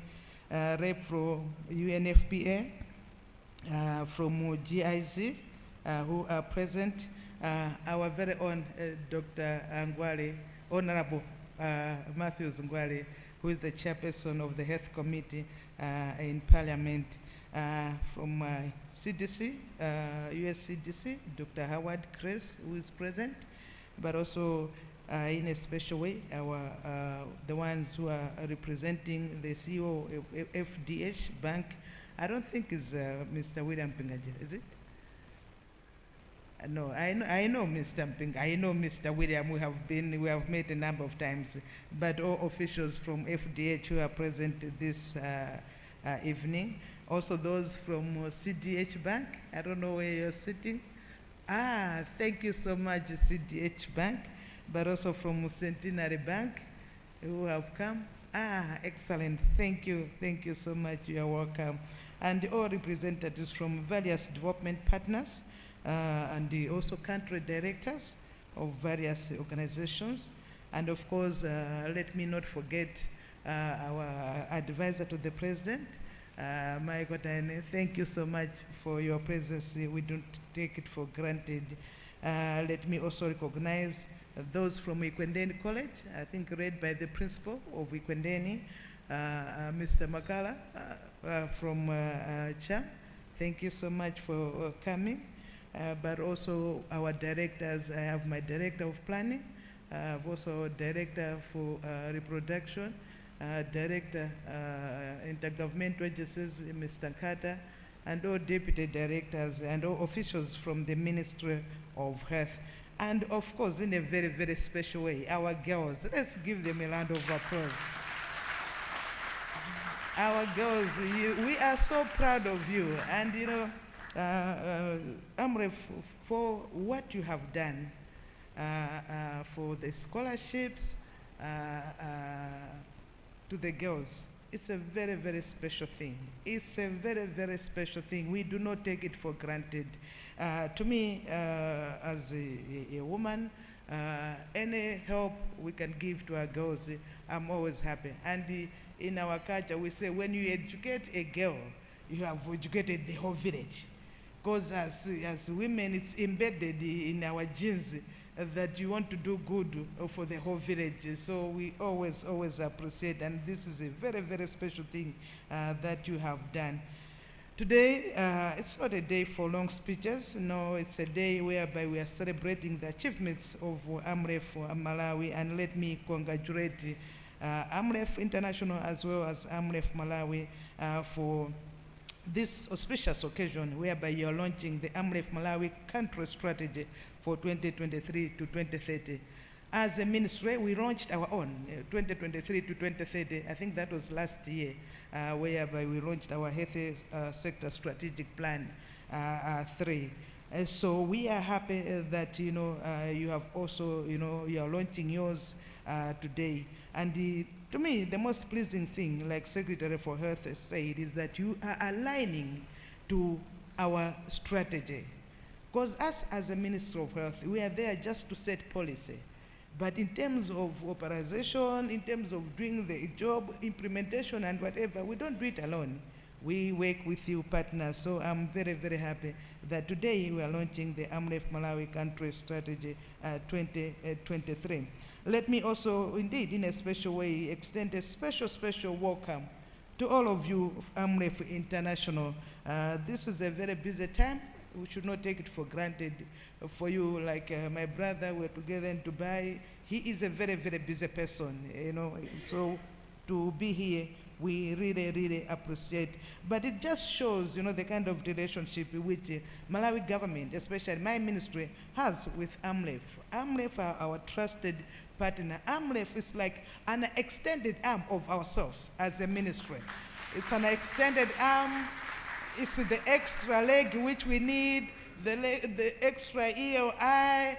You know, that is what Amref Malawi is to the ministry. We have achieved a lot from the support from Amref, which on our own we could not have done. As Malawi, we have passed through very, very difficult 3 years. You know, so many things happening at once.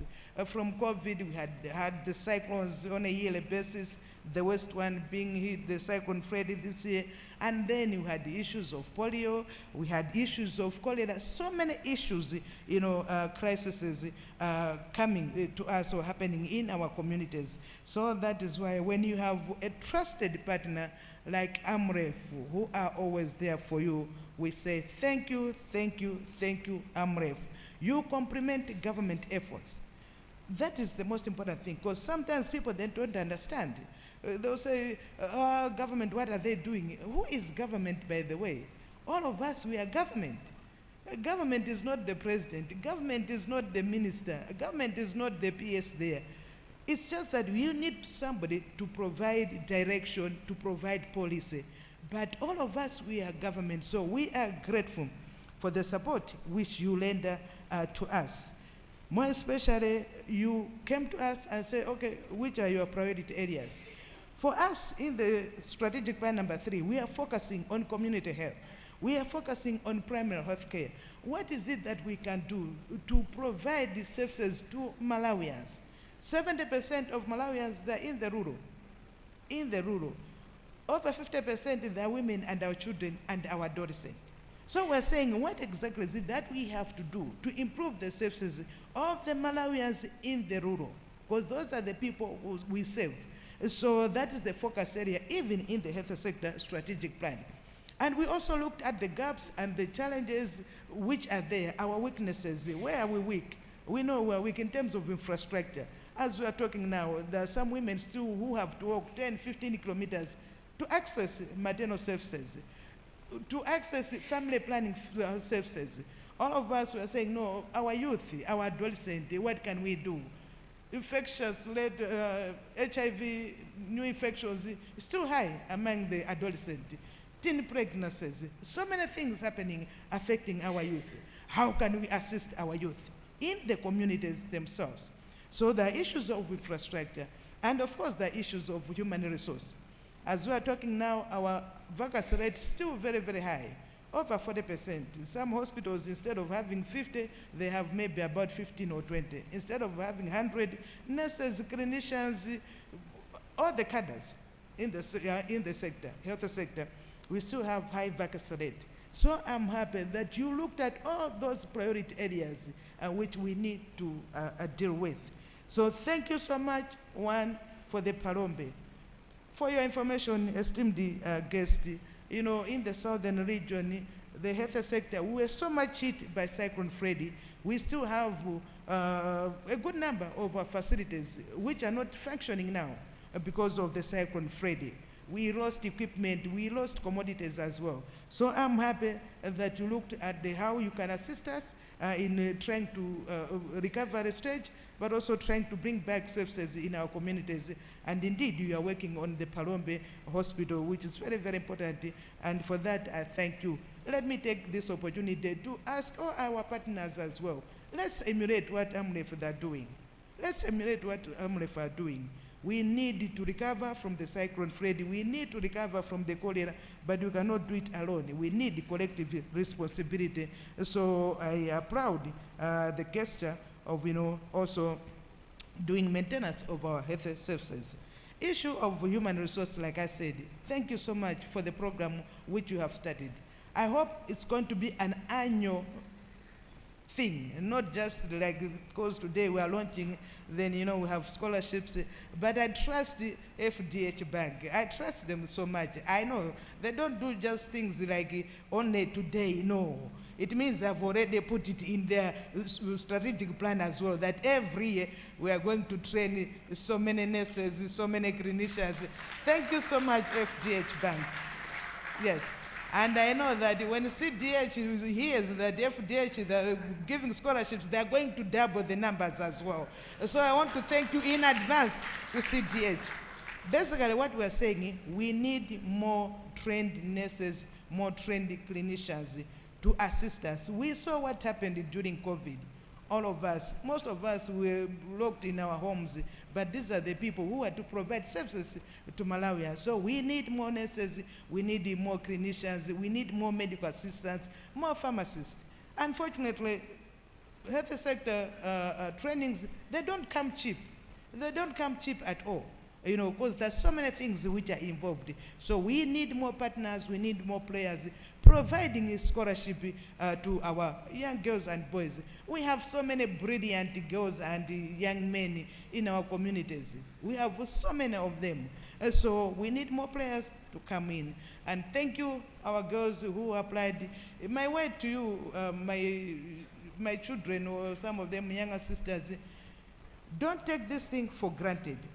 I can imagine the applications, there might have been maybe thousands and thousands of them. And for you to be chosen, 15 of you, it shows how special you are. Let's make use of this rare opportunity which we have.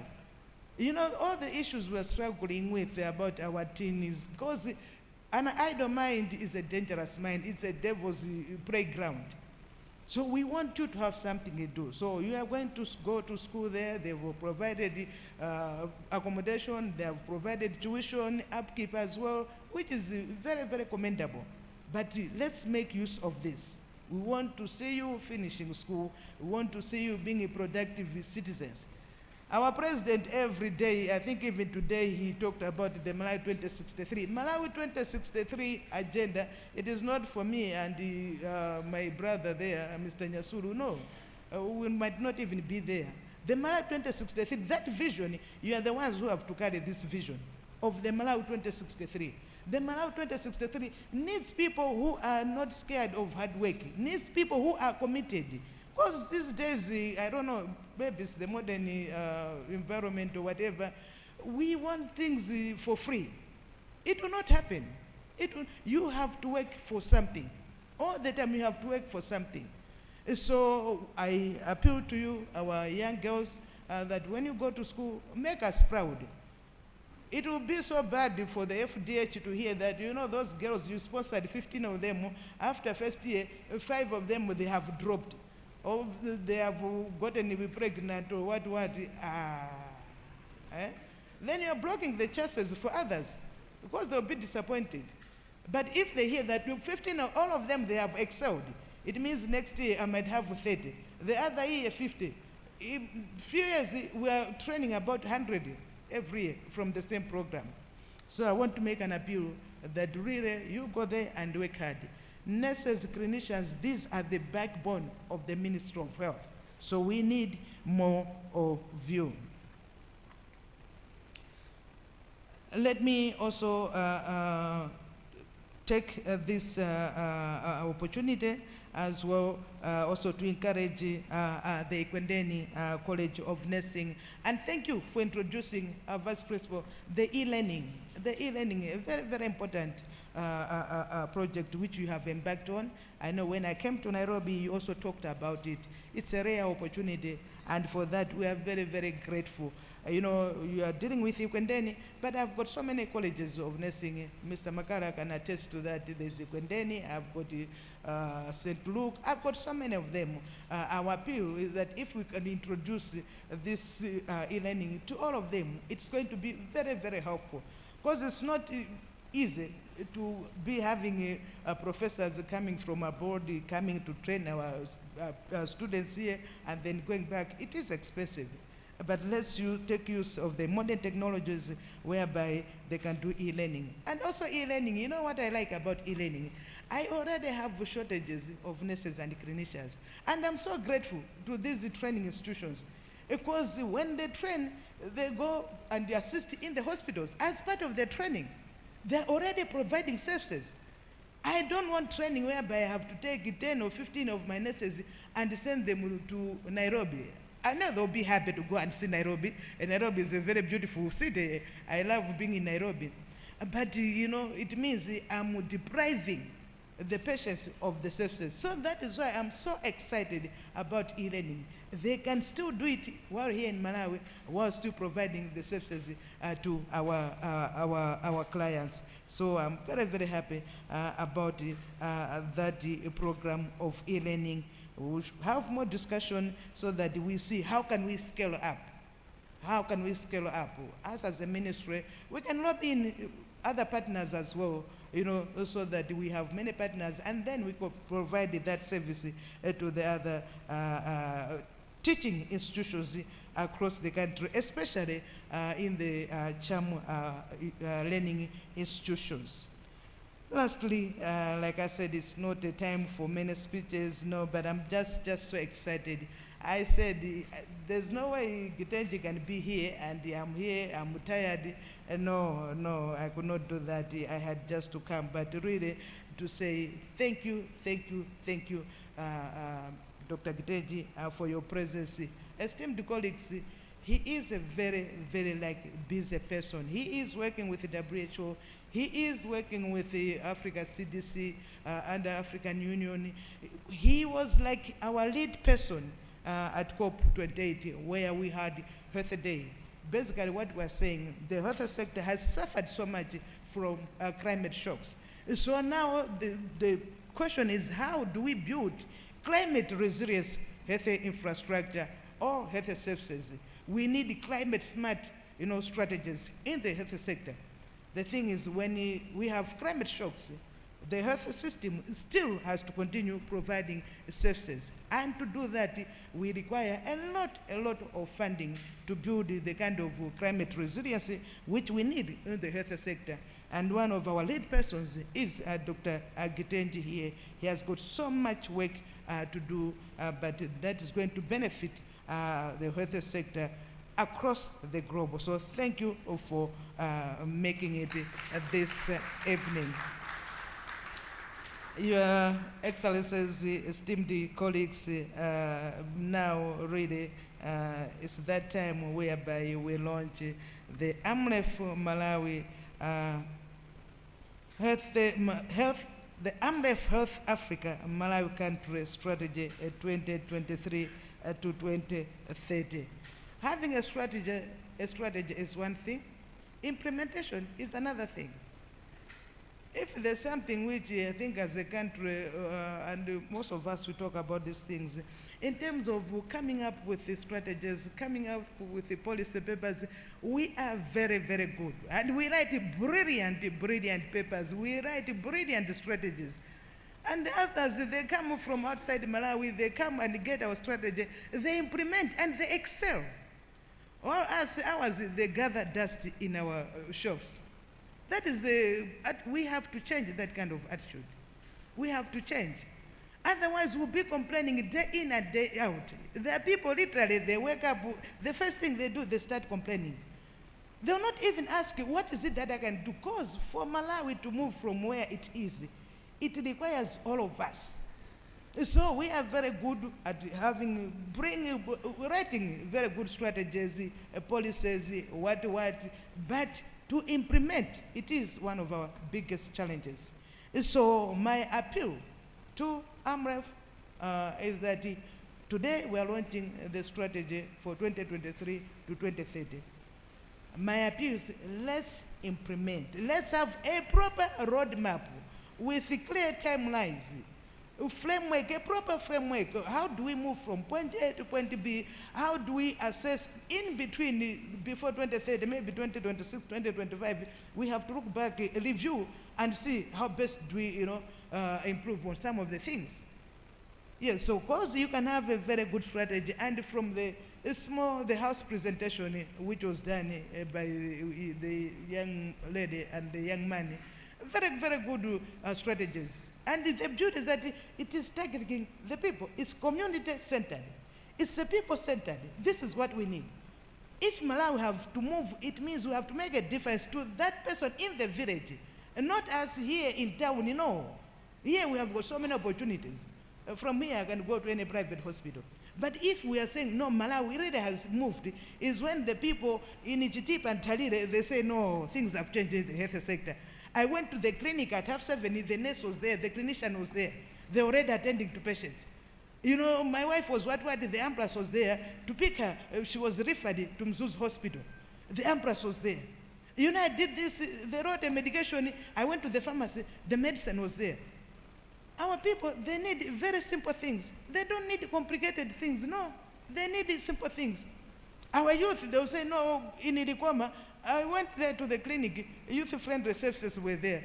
I was able to talk to them. I was asking about my sexuality. I was talking about family planning. How can I have access to family planning? What are the advantages or disadvantages of one being on a pill? How do you use a condom? Now we have pre-exposure prophylaxis. What is it?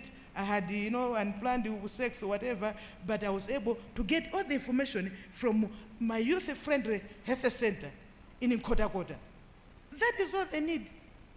Our pregnant mothers, just for them to have access, antenatal clinics. I was able to get all the vaccines I need. I got my prophylaxis for malaria. I got my mosquito net. I delivered my child. The child was underweight, but they were able to put that child in an incubator. Within weeks, that child had gained kgs and were discharged, and we went home. That is what we need. Our people, they need simple things. Our men, they need services. You know, I was not feeling well, you know, I'm thinking too much. I don't have fertilizer, my wife this, my children. But at least I was able to go to the clinic, and there was somebody who literally just talked to me. They said, no, these things, they happen. They happen. You do A, B, C, D, what. Simple services dealing with the mental health issues.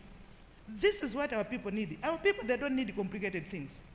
Simple things. So that is why I'm so excited about your strategy, because it is thinking about our communities. It is trying to see how to address the issues or the challenges in meeting our people on a daily basis. So, distinguished guests, ladies and gentlemen, now it is my honor to officially declare that Amref Malawi 2023 to 2030 transformation strategy officially launched today. Thank you so much. God bless you.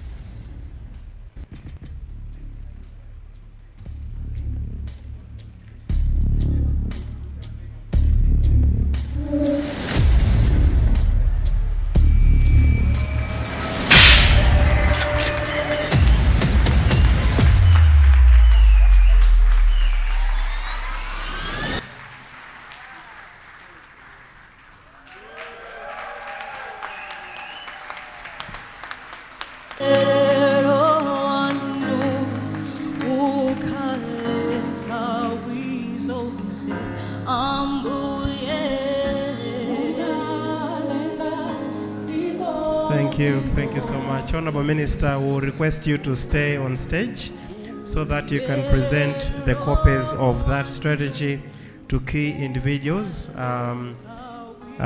Thank you. If you can maybe, I don't know, for my friends, just step over here so that they can take a good picture.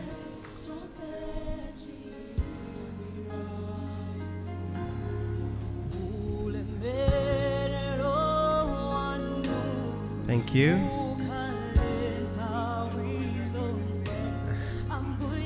It is shaking. My friends from photographers, is it okay if they come down here? Okay, thank you. Honorable Minister, come. No, you can use this way.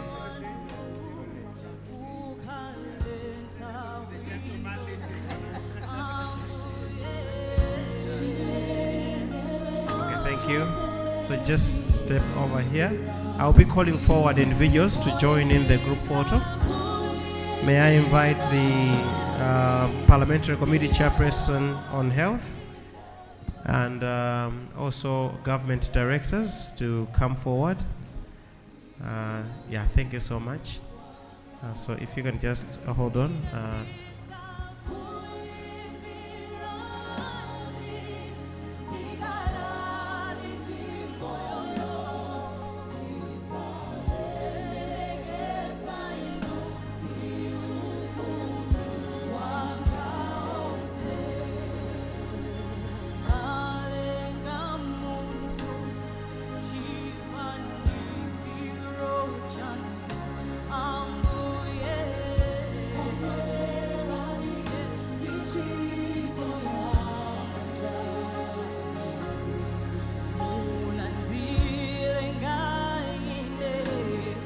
Thank you.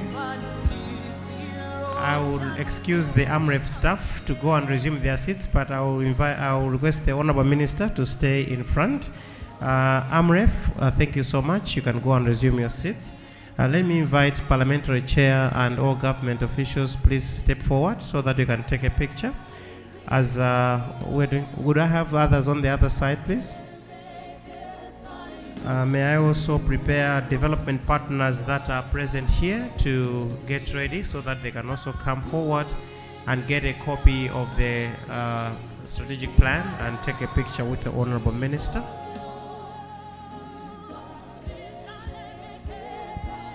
Thank you very much. Do we have development partners? Development partners, please come forward. Development partners, could we have copies handed to them as well? And as those are coming, let me also prepare representatives from international non-governmental organizations, local non-governmental organizations, university, Ekwendeni, I'm sure, university, Palombe, Director of Health and Social Services, to get ready as well. Just get ready, I'll call you forward. Thank you. For now, I want development partners to join in this picture.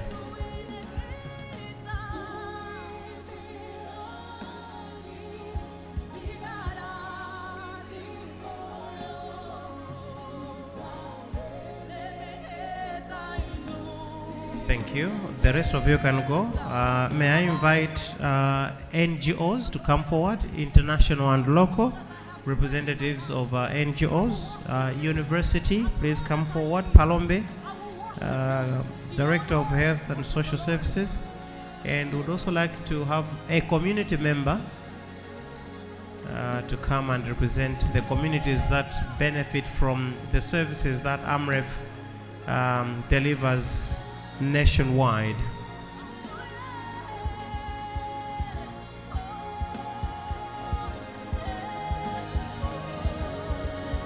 Can we also get the cake ready?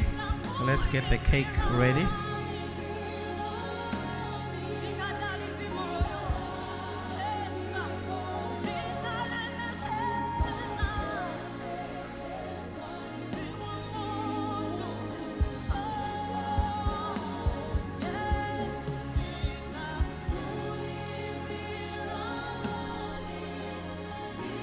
Thank you very much. Thank you so much, ladies and gentlemen.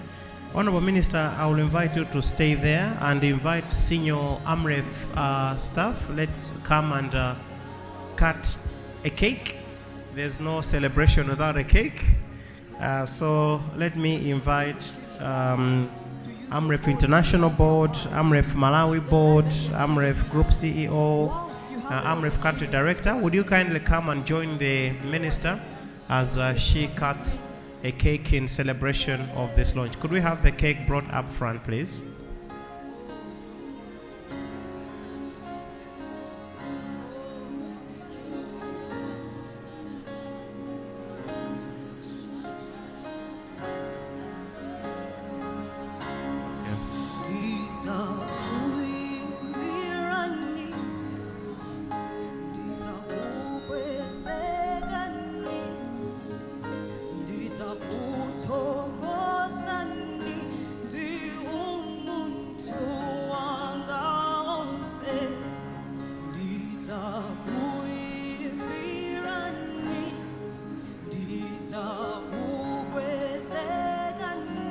Lucia?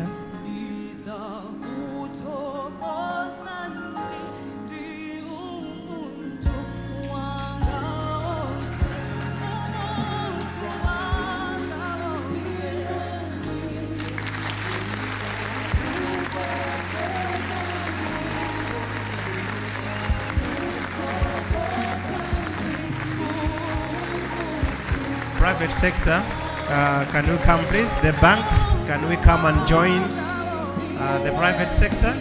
Please come and take a picture in front of the cake. FDH, CDH, Centenary, and all those banks, please come.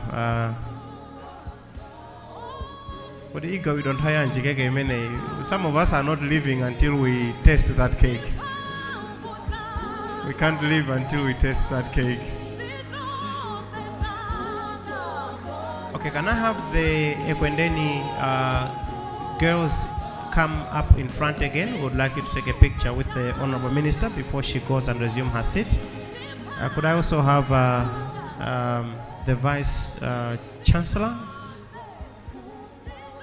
So ladies, come and line up here.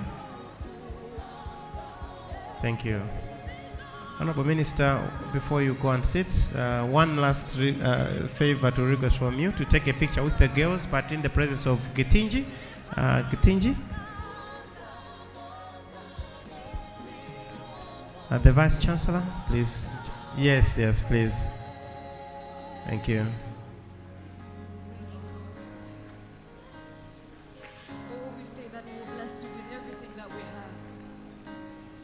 Catch your troop, can you just come and stand by here? Just be on standby. We will worship you and we will give it back to you. Our time, our resources, we'll give them back to you, oh God, as long as we live. Thank you, Lord. Thank you, Lord. Oh, thank you, Jesus.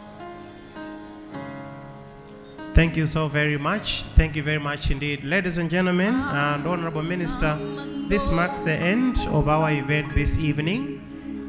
We have got snacks at the back and drinks as well, and the Culture Troop is still here to entertain us.